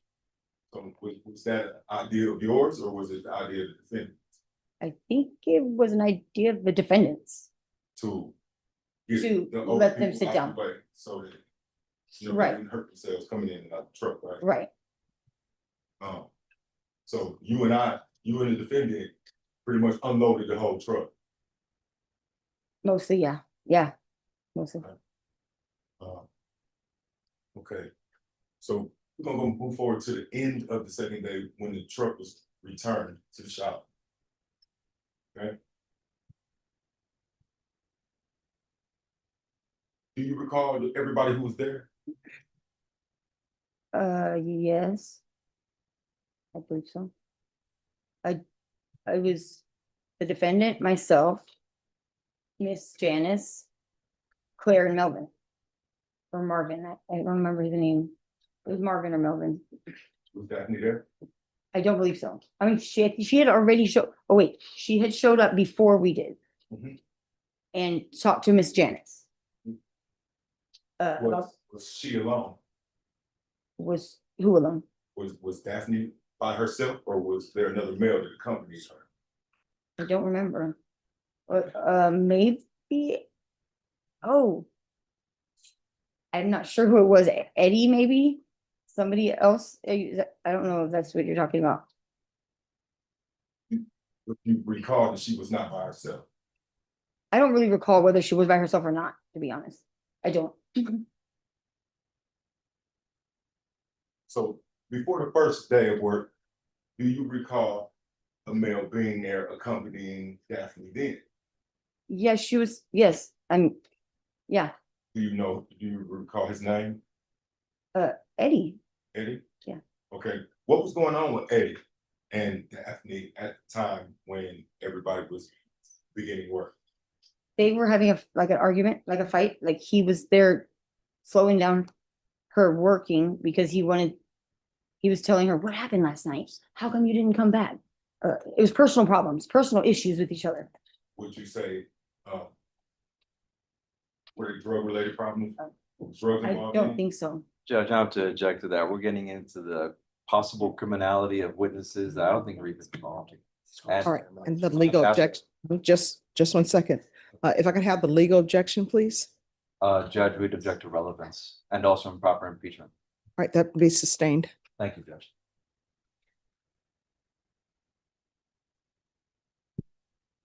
You can rephrase.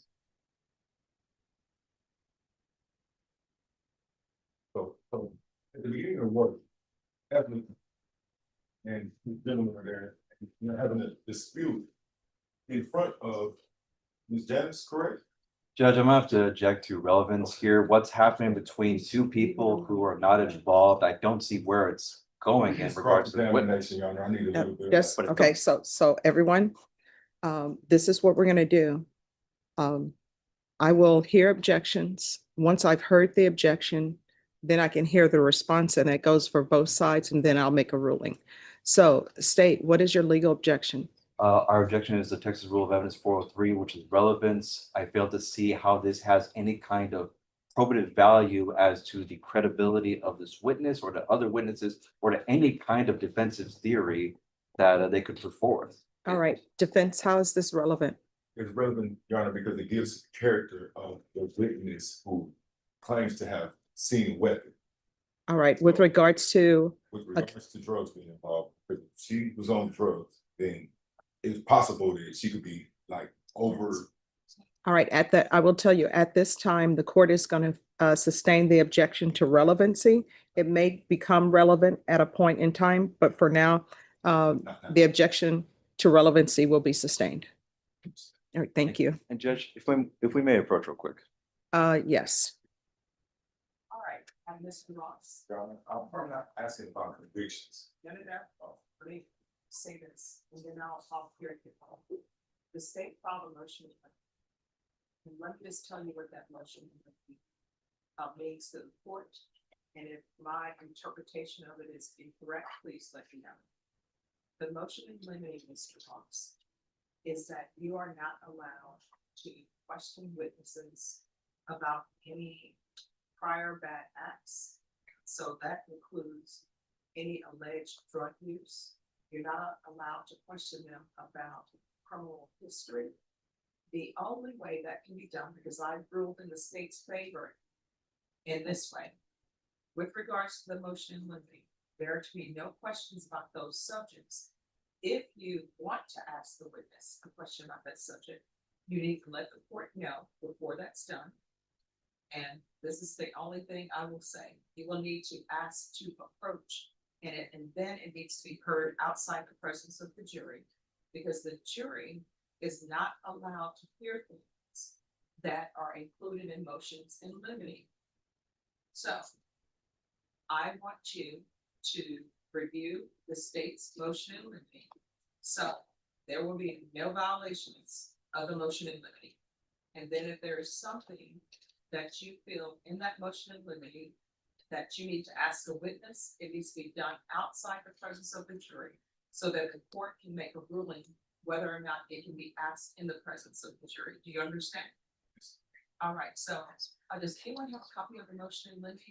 I believe he did it orally, Judge. It was an oral motion from the judge. If you could repeat and put references outside the presence of the jury, if you could repeat the oral motion in limine.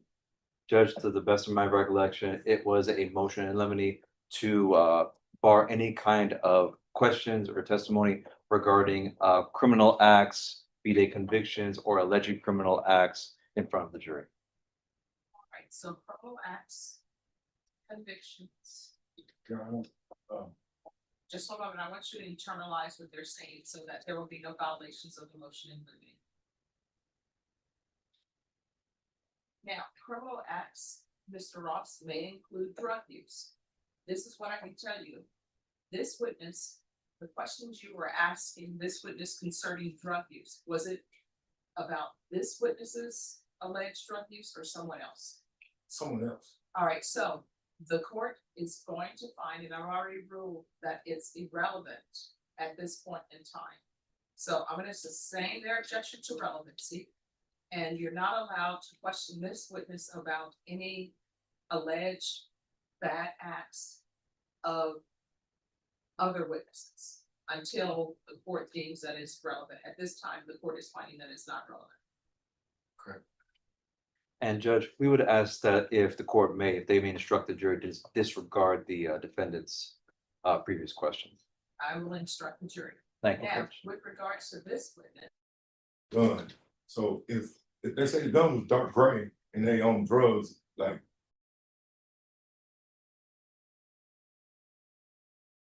with regards to cross-examination, you are not allowed to just ask any question that there's not any real basis for it. For example, a witness just can't be called and defense in the state will tell you, it's the question that people ask. So have you stopped beating your wife?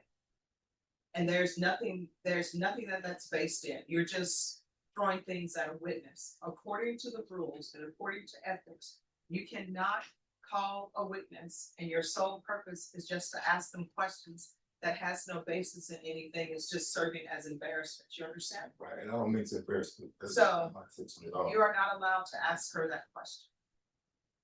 And at this point in time, the court is going to find that it's not relevant. Thank you, Judge. Probably clear-headed that day. Here's the thing, I am not allowed Okay, to yeah. give you legal, yes. No more questions. No, I'm good.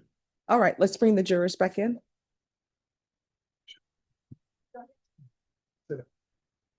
Jury, All right, again, because everyone.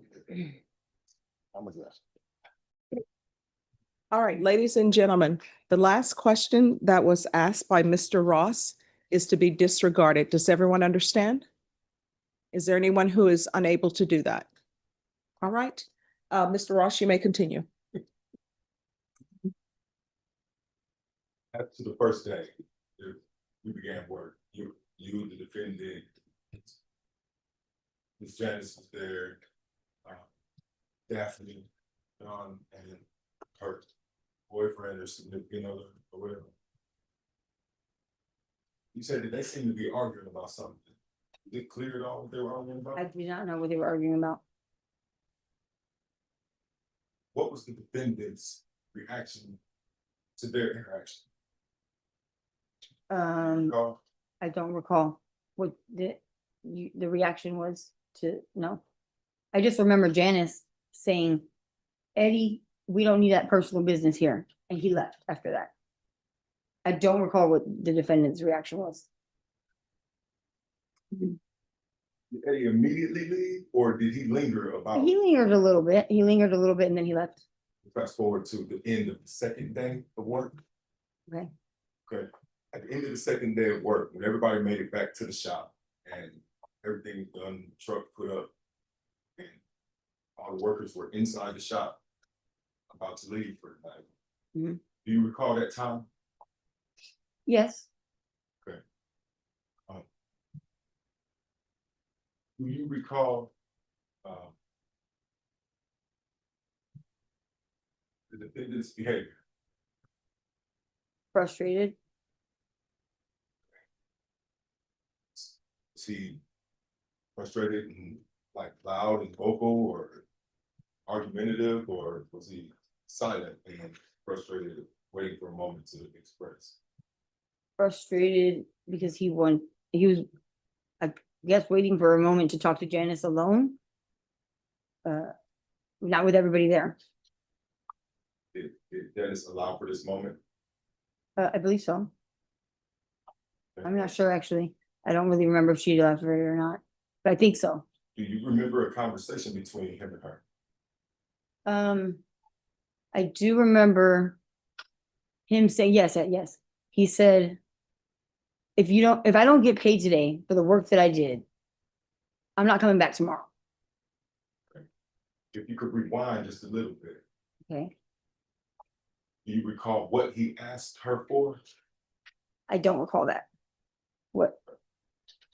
I don't remember what, like how the amount, or what are you asking? Okay, I can't lead you to like, so what it's like is, do you remember whether he asked her for all of his pay or did he ask her for? Partial. It wasn't all of it. No, it was partial pay. I just don't remember the amount. Right. Okay, but it wasn't but was it a complete day's pay? Did he ask her for? I don't remember whether he just was asking her for some kind of payment that day. It's in record that said that he asked her for money to buy drugs. Was that true? She told me that. Judge, I'm gonna object to that. There's no way the witness knows what other witnesses Right. are talking about. All right, that'll be overruled. Excuse me, that the objection to that will be overruled as far as to speculation. Judge, we would also argue that this is all facts that aren't in evidence. And if anything, I would say it's also a misstatement of what was previously said. All right, with regards to the misstatement, that will be overruled. All right, you can answer the question. How did you ask the question again? I'm like, Number two. Okay, sorry. Okay, go breathe. Let's let it breathe for a second.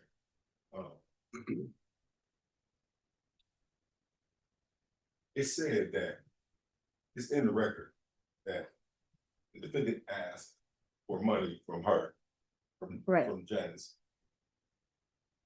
and you're saying, okay, I understand the question now. Do you remember that? Yes, I do remember that. Okay. Did he? Did he ask her for money or for money for drugs? Did he ask her for money for drugs? I did not hear that, You. but Janice told me that. What did you hear? I just asked him to ask for money for pay for the day because he worked really hard and he needed some payment. Janice told me later on that he asked for it for drugs, and she said, I don't condone that. But I did not hear it personally myself. No, that's the honest truth. But Janice, I don't think she would lie. I don't think she would lie. She's a Christian lady and she has no reason to. All right. So at the end of the conversation, the defendant said what? Did the defendant say what? How did the night end? The night ended with Janice saying, she stayed firm in saying, I'm not gonna pay until the job is finished. I told y'all that at the beginning and y'all agreed to it. And so Marvin ended up giving the defendant $20 bill and gave me a $10 bill for gas. Then I gave the defendant a ride to his apartment, dropped him off, and I went home. That's how the night ended. Did the defendant make you feel, did you feel threatened or intimidated or any such? At that time, no. Not at that time, no. So the next day, did the defendant show up for work? No. Do you recall the day following that, if the defendant showed up for work? No. Did the defendant come back to the shop at all? Yeah, the very next day, yes, he came back, but not to work. That was when he came back with the gun. Or am I missing a day or something? Because I was working my own full-time job at the time. So am I missing a day? You missed a few days. Okay, because I was working my own job full-time. I was just trying to help on the side. So if you, I don't know what days I wasn't there, but my next day that I saw the defendant was when that whole thing happened with the gun. Okay. I believe it was the following day, actually, because it had to be, because it was when he said, I'm not coming back tomorrow. Yeah, it had to be the next day. Okay, are you aware of whether or not the defendant contacted the owner, Ms. Janice? I was told, yes, that the defendant had came in the morning with his girlfriend. And that the girlfriend was being rude. Were you there at that I time? was not there, but this is what Daphne and Janice told me. I had no idea. That's. I don't mean to say like, that's enough, but like, I had no idea. okay. So. But you were there. When he, okay, so Marvin or Claire's husband gave you $10 and gave the defendant $20. Right. Right. And why did he do that? Because he felt bad that we didn't get, he said she's a hard one, or like she's gonna stick to her guns, you know. She's gonna stick to what she said. So he felt, I guess, felt bad for us, and I needed gas, so he gave me $10 and he gave the defendant $20. Out of this $20, did the defendant give you any money to put in your gas tank? He was going to, He didn't? not out of the 20. Through Cash App, Yeah. he did, That's what yes. I mean. But out of that $20 bill, no. Okay. But previously, yes, out of Cash App, $5, yes. So a man who witnesses the defendant working hard and the defendant asks for some money from, who he's working for, not an entire day's pay, but a portion of it so he can make it back, the gas money. This man witnesses this and he feels sorry and gives the defendant and another worker money for gas. Judge, I'm objectified to counsel testifying as well as the form of the question. Sustained. Thank you, Judge. I'll ask you. That's all for now, Your Honor. I'll let it go for now. All right. State, any Few quick questions? follow-up questions, Judge, if I may, of Yes. course. Ms. Alyssa. So walk us through, what was the agreement with Ms. Janice regarding employment? She had told all of us, before y'all get started, I want y'all to know that I will not pay until the job is finished. Because multiple times in the past, I have been where people work and then they just leave. All right. That will be overruled. She's basically said that people have ripped her off in the past. Where they just leave her with all this work because they're paid for that day and they just leave. So she said, to keep them coming back, to keep you guys coming back, I want y'all to treat it as a job. Like when you work at a job, you get paid at the end of the week. You get paid 2 weeks later. So I want y'all to treat this like a job. And you're gonna get paid at the end of the job when it's finished. And to your knowledge, did James Ross finish the job? It wasn't finished yet, no. Okay. And was the payment to be the same for everyone? I really was not told an amount of payment, to be honest. But when people would be, Your Honor, speculation. That'll be sustained. but when was the time that was agreed upon that everyone would be paid? Just whenever we finished. If Okay. it took us a week, it was gonna be at the end of the week. Just whenever we finished. Okay. So let's walk through, let's clean up the days a little bit. So when did the job start? Like What the day? date, Yeah, well, what day did it start? I can't tell you, I remember what day it was, to be honest, I don't know. Geez, I'd have to look back on my text messages on my phone to see my text message from Janice and Daphne, cause I really honestly don't remember the exact date. That's okay, that's okay. So let's count backward from the day of the incident. How many days before the incident did the job start? 2 days. Okay. The third day was the incident. And that was June 1st? Yes, And on cross, do you recognize James Ross? yes, Was James Ross the person who pointed the gun at you on June 1st? absolutely, yeah, You recognize the person who pointed that gun at you in the courtroom? yes, Can you point him out for the jury? he's right there, the guy that's been talking. Can you describe him by an article of clothing he's wearing? For the record. Oh, he's wearing a black t-shirt. Let the record reflect that the witnesses identified the defendant. Back to witness judge. All right, defense, any other questions? One more. Do you remember the defendant's girlfriend? No, Were you there when she came and talked to Janice? no. I was not there. 'Cause I wasn't there in the morning.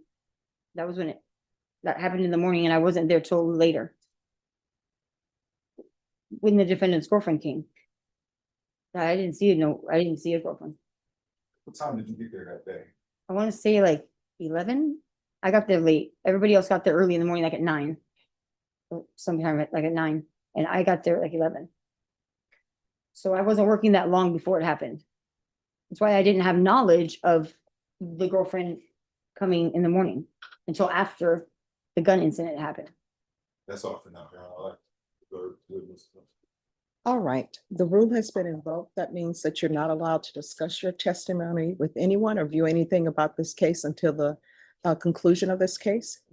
Please make sure you're available if either party wishes to recall you as a witness. Yes, ma'am. All right, and if you'll remove the square pin. Thank you so much. You may step down. Thank you. State, call your next witness. Thank you, Judge. We'll call Ms. Daphne Smith to the stand. Let's start at the beginning and let's take it slow, okay? How do you know Mr. James Ross? I was taking my friend Andrew over to get some fishing poles from an apartment complex. And I love dogs. I have 3, so we went into this apartment complex. And while he was getting the fishing poles, there was this beautiful dog they had in the apartment on the 2nd story. And I asked Andrew and the 2 people that live in that apartment, can I take the dog outside to take it for a little walk to go potty? It didn't have a nice collar or anything, and I'm very emotional about dogs. So they said yes, and they were like, you can have the dog. Anyway, so I take it down the stairs, and I come down the sidewalk right here, and then the sidewalk turns right here. And so there's like an open area of lawn over here. And then some, Your Honor, now responsive.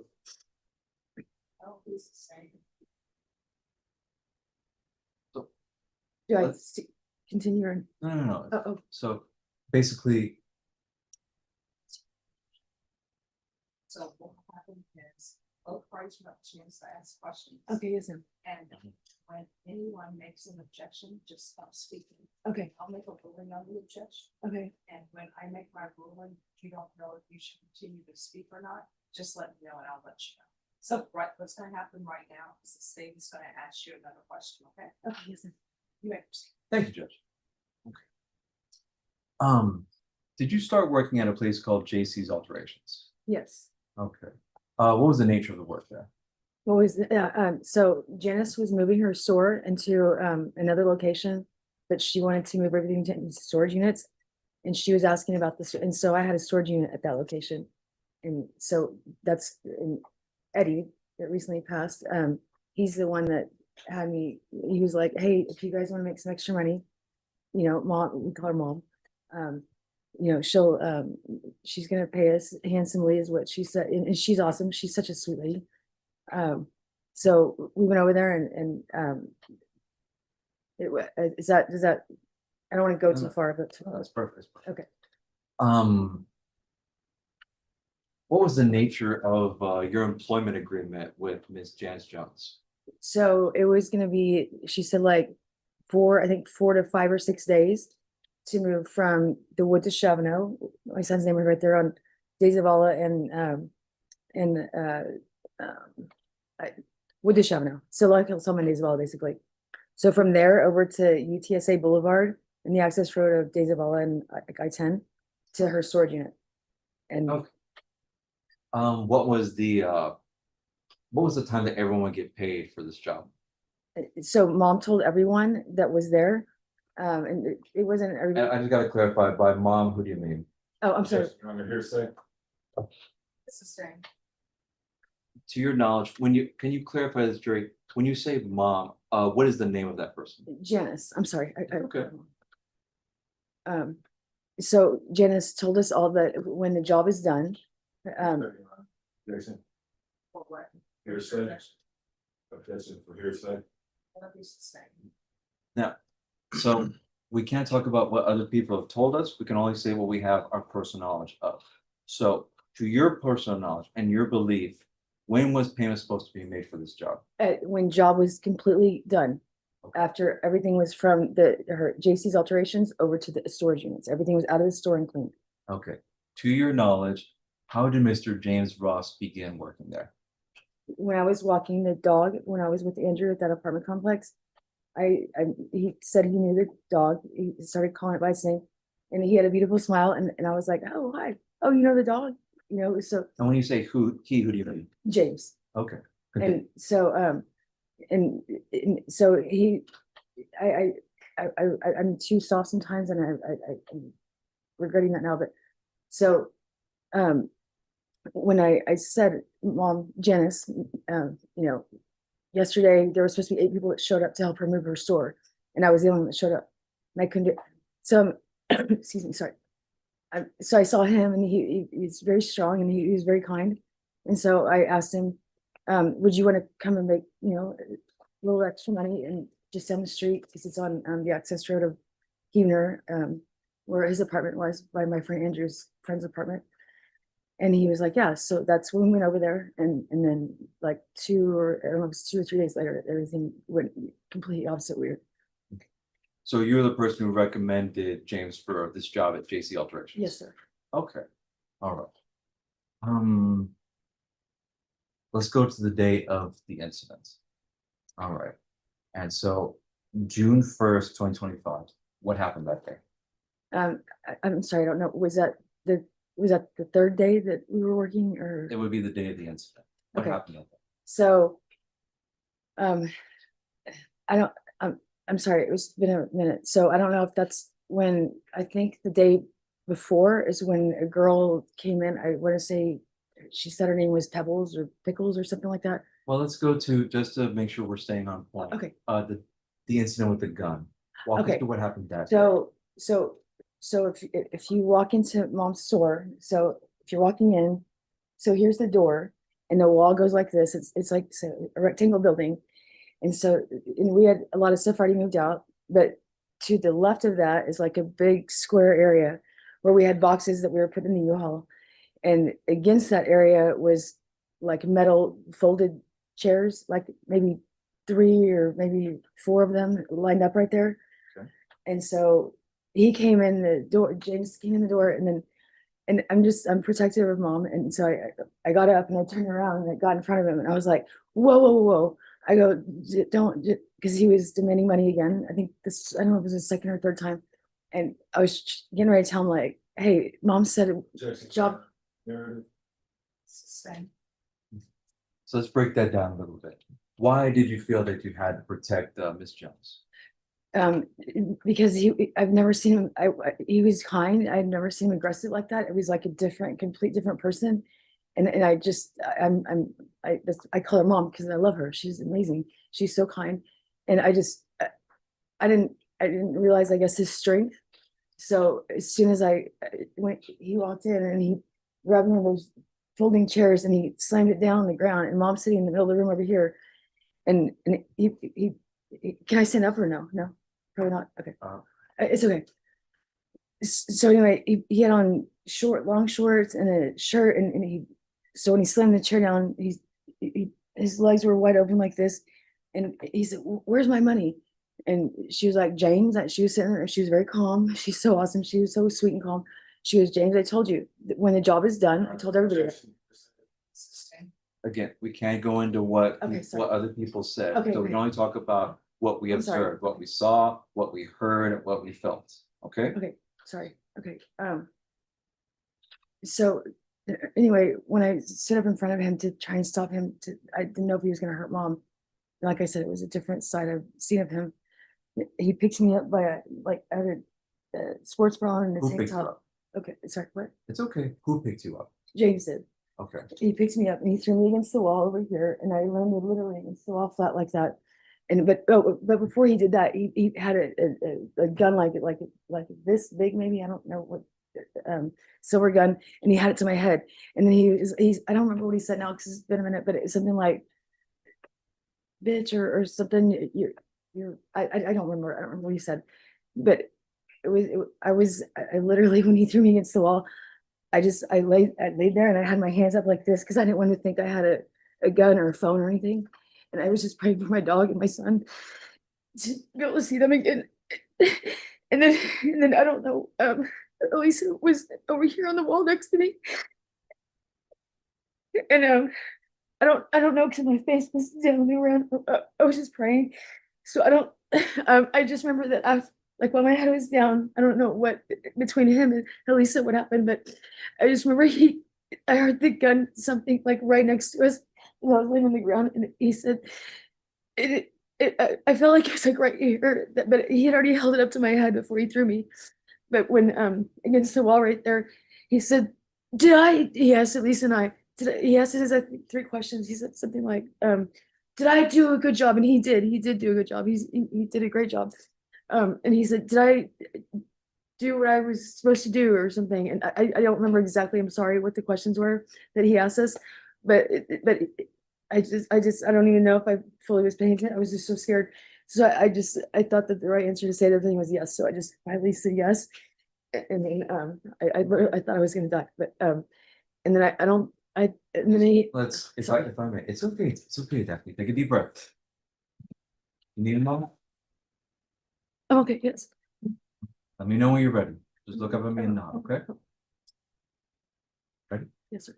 All right, so let's go back a little bit and let's unpack that. Okay.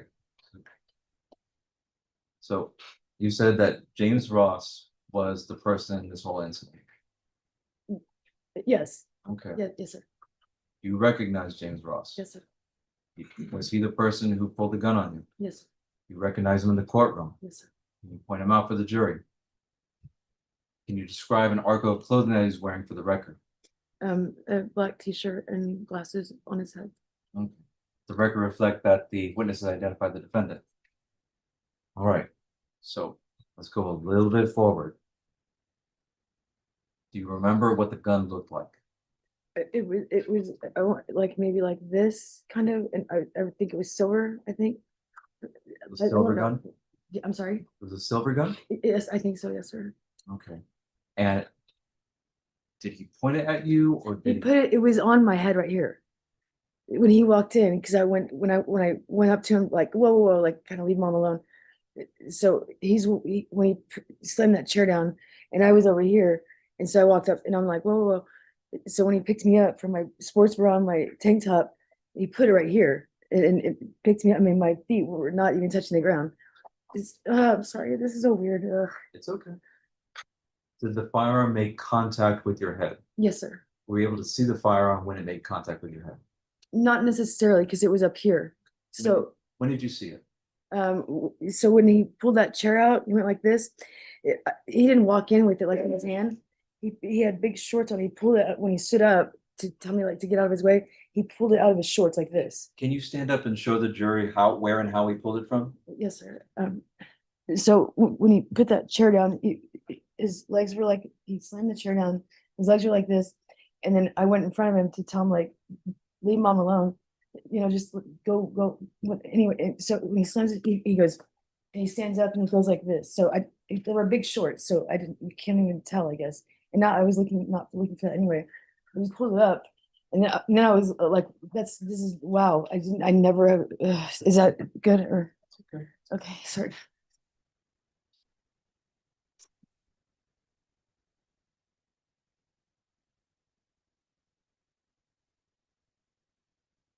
How long did this event last? I don't think very long.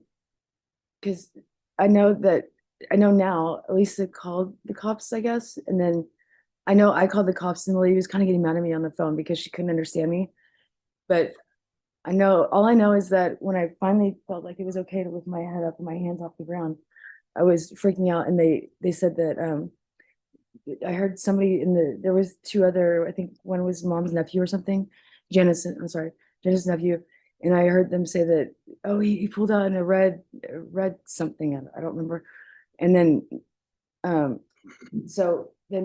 but since Elisa had called, I guess sooner than I did, the lady finally figured out what I was saying to her, and she said, the police are on the way. Lady, who was the lady? The lady on the phone, the 911 Okay. person that I was calling. Yes, sir.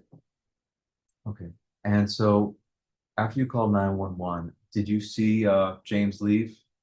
No, I did not see him after he threw me. I was on the ground until whatever I was hearing, like that he would, like they were, everybody was like, okay, what vehicle's he in? So I softly kind of got up and just, sorry. Okay. Did you see that if there was a gun or a firearm like the one you saw left behind? I didn't look around, but I don't believe so. Okay. I don't know, to be honest with you, I have no clue.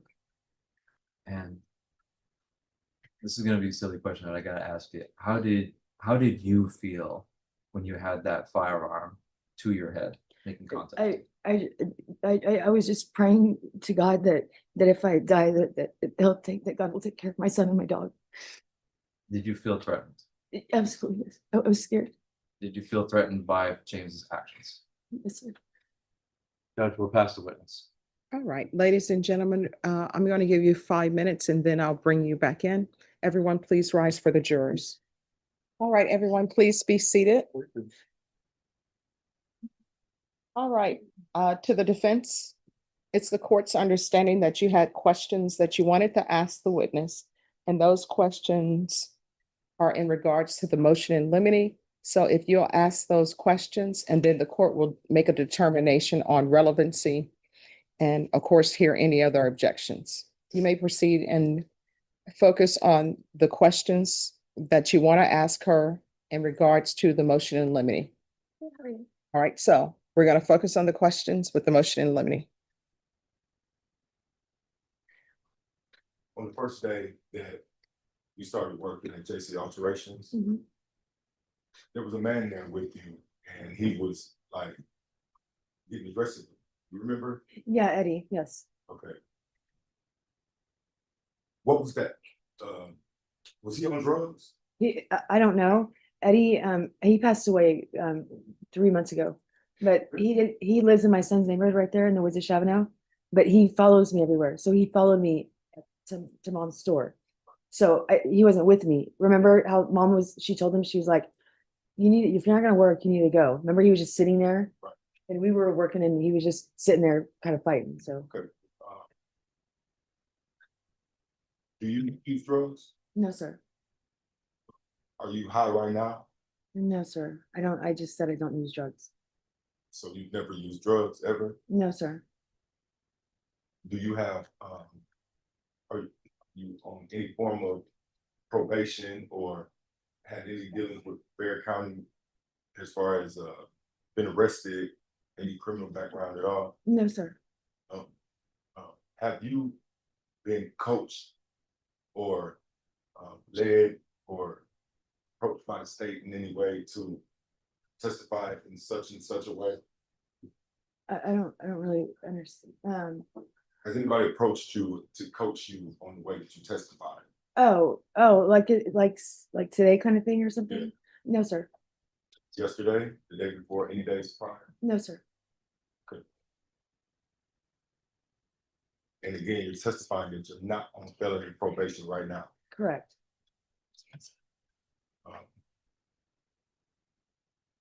Do you know if Lisa is a drug user? To my knowledge, no, she's not. I mean, we're not, I give her rides and she's a single parent, so we're not friends. She worked down the store, remember I called the airport. So that's how I knew her. And so just like you, I'm like, hey, do you want to make some extra money right down the street? You want to come to mom's store and just help move, So that's how, yeah. At the end of the second day, Yeah.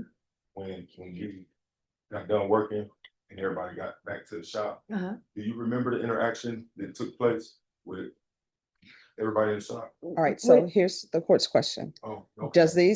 Do your questions have anything to do with the motion in limine? If it does not, that's questions that needs to be asked in front of the jury. So is there anything else to do with the motion in limine? Okay. Would the state be willing to stipulate that she is in fact on felony probation right now? Okay, that's not this witness, Your Honor. I'm not on probation. That was the The NCIC, TCIC does not reflect that. Yeah, the last chart that And she also has no convictions pursuant to this NCIC. All right, so this is what I'm going to tell parties. Number one, if this witness is on a deferred adjudication, you will not be allowed to question her about that unless there is some sort of relevancy related to that. What the state is informing the court, and they can show it to you, they're informing me that this witness is not on a felony probation. Judge, I'm sorry, can you repeat the question? Is this witness on felony probation? No, Judge, she is not. All right, She's not on probation, not on deferred. She's not on any kind of community supervision. all right, so, Your Honor, it's Alyssa, actually, it's on probation. all right, so you can't ask this witness that question.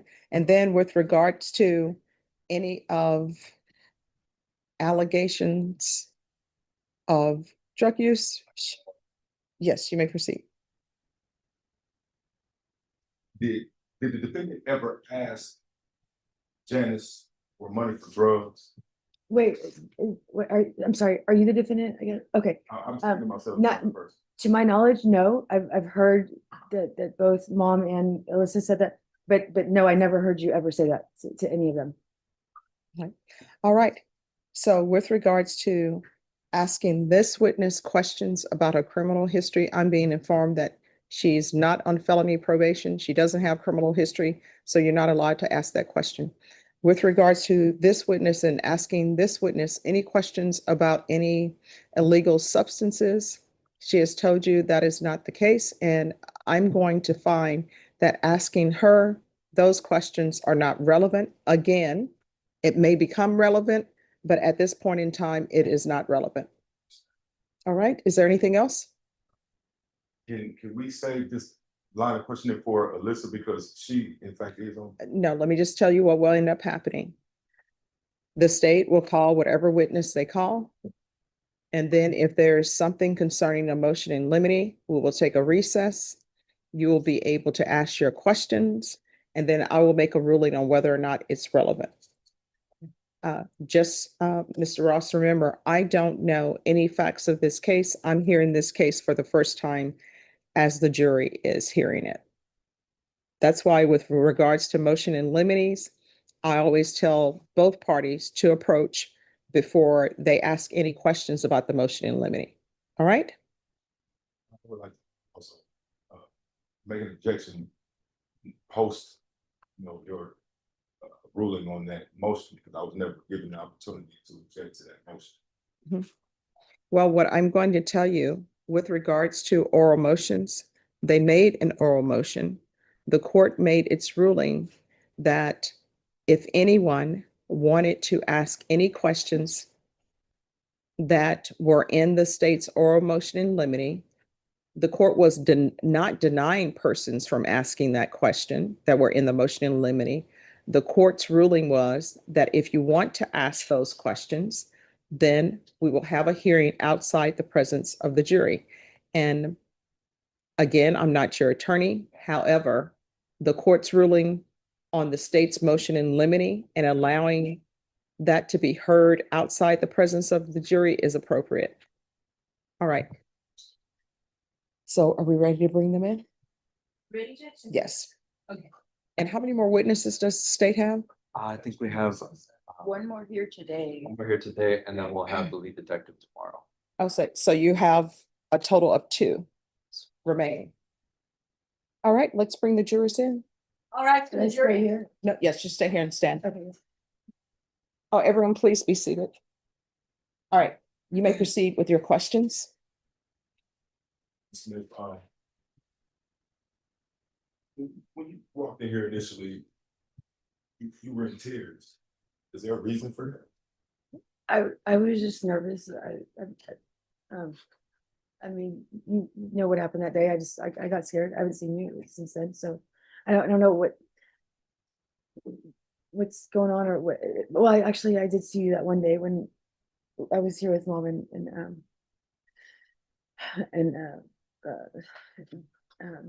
I can't the other couple that lives with them that was working with us. And I heard you yell at your attorney over there somewhere and I saw them take you in that room over there. So I was just nervous. I'm not, I think you're a nice guy. I just, you scared me and I just don't want you to hurt anybody. That's all. Understand it. I have no intention of hurting evidence, never in my life. Judge, I'm gonna object to that. That's testifying. Sustained. Thank you, Judge.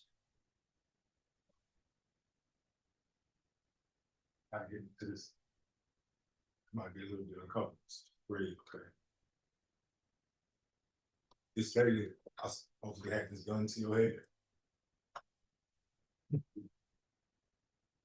Are you absolutely positive that it couldn't have been anything besides the gun? I saw it come out of your shorts. I know it was a good. What color did you say it was? I think it was silver. I think I'm pretty sure it was. It happened. Yes. I mean, James, you know. I know exactly. I don't want to fight with you. I'm so scared. This is so uncomfortable. What's that with you? And I'm glad you didn't kill me. Thank you. Okay, like, no, like, it's okay. This is serious business here, and so we can't cloud it with emotional things. We have to give people the truth. Okay? My life is on the line as well. Judge, I'm gonna object to that. That's going into. Sustained. Thank you, Judge. We gotta get back to this case. So this day that this gun, can you describe it again? I know. I told you long ago. I don't. I mean, it came out of your shorts so fast, and you picked me up like you were my sports bra, my tank top, and you held it to my head right here, and then you threw me against the wall. So it was not. I mean, it was like all of milliseconds. I was facing you when I was trying to get in the way of mom because I didn't want you to come Okay, bother. let's rewind the list here. Yes. Let's rewind it. How many times did the defendant show up? When I say defendant, I'm speaking Okay. to me. How many times did the defendant show up to JC's alteration that day? I think it was two. One time was with that girl in the red t-shirt that I think Pickles or Pebbles or something like that was her name.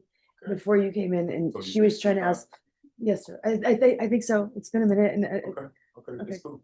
That's the question. The first time when the defendant came in, was Pebbles with him? Was she with him? no, she was by herself, Okay. and she was asking for money for you, and then Wait, mom. wait. Okay, okay, go ahead. It's okay. It's okay. We're in the same place now. Okay. So when the defendant came into the JC's operations first time,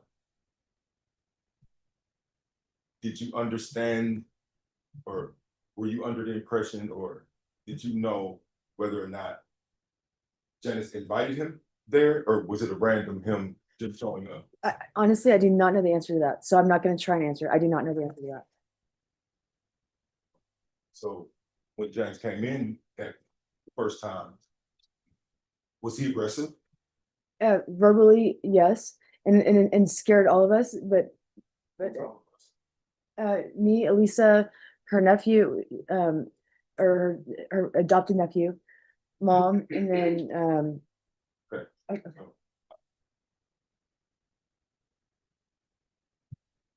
I would like to be made record to show that, you know, Elisa wasn't there. She says. Judge, that's testimony that hasn't been elicited by any witness. Counsel will testify. All right. Is there a legal objection? Judge, it's evidence that's not in record, and defense counsel is testifying. All right, with regards to testifying, that will be sustained. And Judge, we'd ask that the jury be instructed to disregard defense counsel's previous question. All right, ladies and gentlemen, you're to disregard the previous question. Defense, you may proceed. Okay, so, when the defendant, when James first came to the shop the first time, Alyssa was there? Yes, because I think it was like less than an hour after that she had to go to work, which is down the street to Specs, where she worked out on Isabella. So. And I think mom might have video in that store. I think I'm not 100% sure, but I want to say she does. I mean, that's, you know, that she's not there anymore. But I don't know if Do you remember specifically what the defendant said when he walked to the store the first time? You were just, your voice was very loud and aggressive and demanding money, and mom was just sitting there in the middle of the room on a chair telling you, Now, James, are you easily scared by loud noises? no, No. no, So a loud voice doesn't affect you any? no. My dog is a 85-pound bull terrier, so no. Okay, so when you say that my voice is loud and it carries. No, that I didn't say it carries. That's not what I said. What did you say? I just said that you were very aggressive and loud, which is exactly what you were.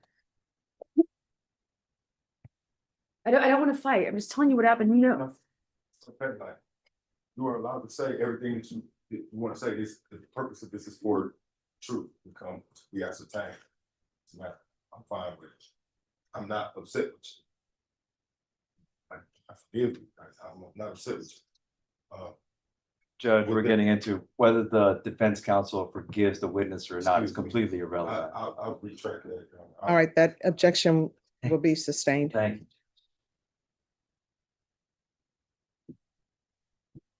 So when the defendant left out of the store the first time,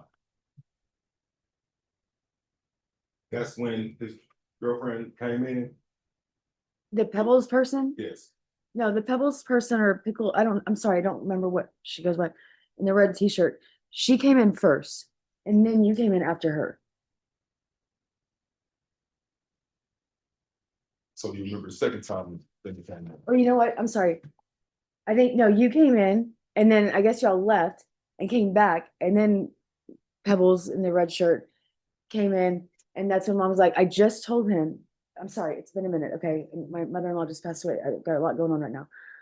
But yeah, so then I don't know the timeline. Let me stop you. and ask Okay, you go that ahead, first. go Do ahead. you think- Yes. I'm sorry to hear about your mother. Do you feel like that has any bearing on the memories of what happened all them days ago to that it may affect your testimony now? Like, No, are you in a bad place? No, Like, are I'm not you in a bad- Breathing? no, I'm just saying I mean, that day, yeah, that day when honestly, James, what I remember is that I was scared that you were gonna kill me, and I was scared that I was never gonna see my son or my dog again. That's the most thing that I remember. Besides that, this stuff is kind of like, what, okay, so that's, you scared the That's- shit out of me, dude.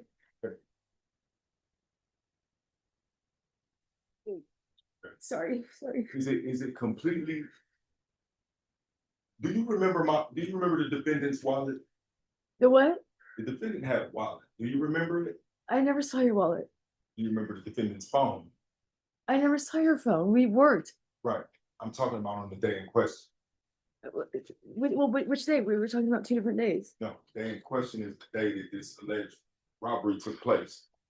Well, I mean, as soon as you walked in and I tried to stop you from hurting mom, and you put the gun in my head and threw me against the wall, that was all of seconds. So I don't, no, I don't. Okay, so I- what behavior did you notice that made you want to step in between us? Because when you walked in, you were yelling at mom sitting in the middle of the room in the chair where she always sits, and you were saying that you want money, you want your money right now. And I'm not lying. I'm scared of you a little bit. Okay, so I'm not trying to hurt you. I'm just telling you, you know exactly what happened. You do. Okay, I didn't want mom to get hurt, and so I tried to get. I didn't know that you were that strong. And When the defendant came in there, did he say, I'm only here to collect the money that you told me to come and get? I don't recall the exact verbatim of it. I'm sorry, I don't. So all that you remember is the defendant coming in here screaming and yelling? Well, you walked in and you were very loud and you said, I don't remember if you said Janice but you said, I need my money now. I want my money. And she was calm and she said, James, nobody gets paid until the job is done. I told everybody that from the beginning. And then you said, and you held the gun to her and then you said, wait, let me finish, please. And then when you did that and you held the, Do you recall Janice instructing Tawanya Monday? Her name is Tawanya I don't know what you're talking about though. Pebbles. Oh, okay. Judge, I think that from the form of the defendant's questions, he's gonna try to elicit hearsay evidence. No, I'm not. She can only say what she has knowledge of, not what other people were saying. All right, so this is Do you what, have knowledge of- excuse me, Hey. Oh, I'm sorry. this is what happened. You can ask your question, state if you have an objection, the court will make a ruling on your objection. Thank you, Judge. You recall the conversation that my girlfriend had with Ms. Jones in the shop? Um, she wasn't nice, but she wasn't yelling like you were. She just came in and requested, she demanded money from mom, from Janice, for your work. And she said, mom was sitting there and very soft like she always is. And she said, look, I don't even know who you are. Okay, well, let me stop. You can't get in. You can't get in. Oh, I asked you a question, you only finished. You answered it already. What? You answered it. Okay, okay then, okay. Okay, so the thing now is, do you recall Janice instructing Miss Monday, my girlfriend, Pebbles, to bring me back to the shop? And Judge, I'm not objecting to that too, so. Do you All recall? right, that'll be sustained. Wait, what do I do? Oh, don't answer. Okay. There's going to be another question that is asked. Okay. Okay. Do you recall Janice giving Pebbles any instructions? And Judge, I'm objecting to that. That's also hearsay. All right, that'll be overruled. The answer to that question is either a yes or no. Okay, I'm sorry, can you repeat it one more time? Do you recall Janice giving Pebbles any instructions? Instructions, no. Do you want me to go a little bit further than that? Please. She said that she doesn't know she said, I don't know who you are. James worked for me. You do not, so like, I don't have any reason to be talking to you. It's exactly what mom told Pebbles. Was that the end of their conversation? I believe so, yes. I think she actually maybe kind of tried to fight with her a little bit, not hard, but just kind of try to still get her to give the money to her for you. And then, sorry, and then she turned around and walked out, so. You remember the ending of the second night of our work when we got done? When we had the sandwiches that night, or no? No, the last night. The last night that I worked for. When we were at the U-Haul, when the U-Haul over at the storage unit? Right. Yes, Do you remember when we all got back to the shop? yes. Do you remember the conversation that took place then?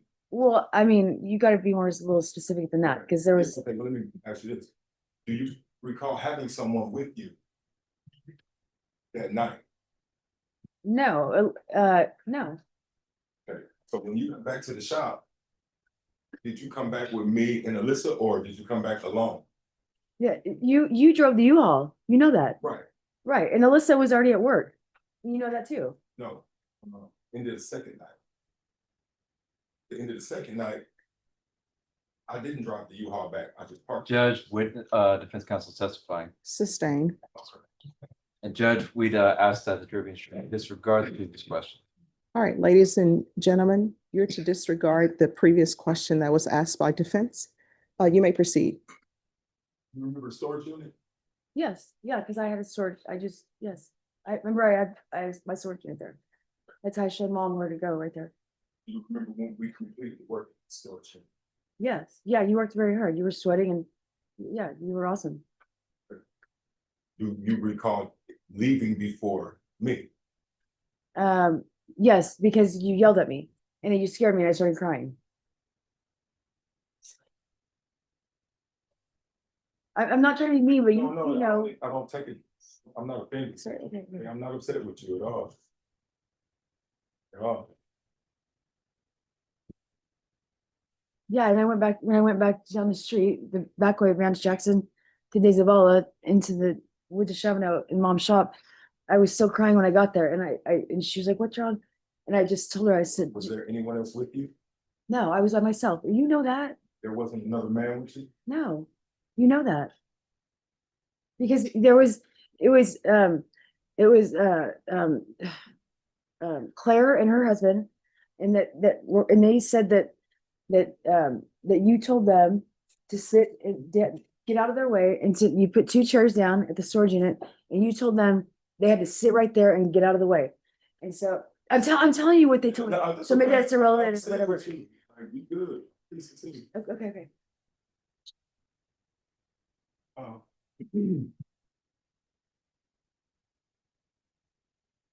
On the day of the incident, did the defendant leave with anything? Did he steal something, take anything? Did he remove from Miss Jones any of her property at all?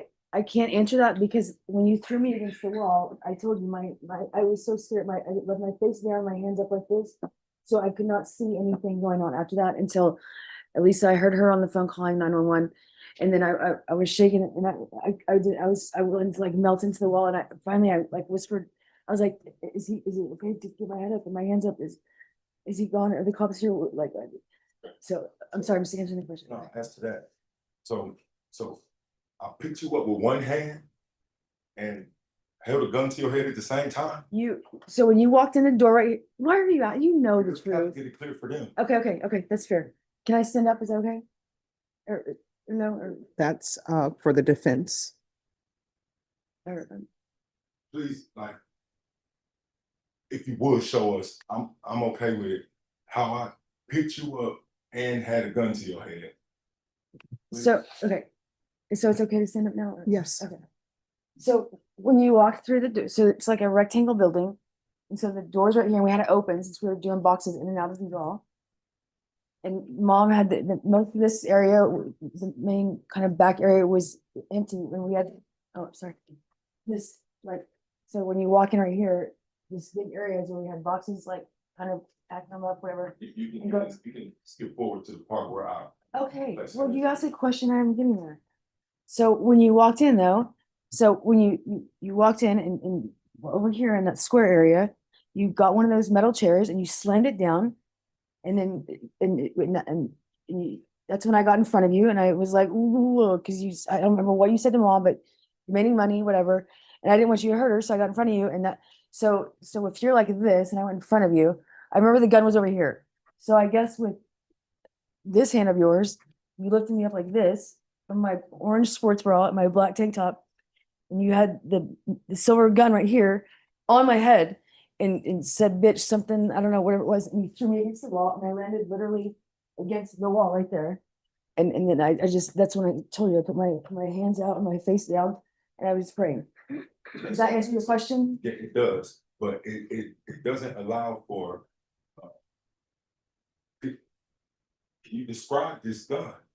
It was so fast. I just told you like 3 times exactly what happened. Okay, so is it?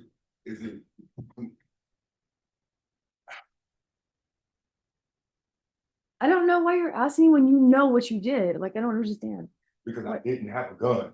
Oh my gosh. Judge, I'm gonna object to that. That's defense counsel.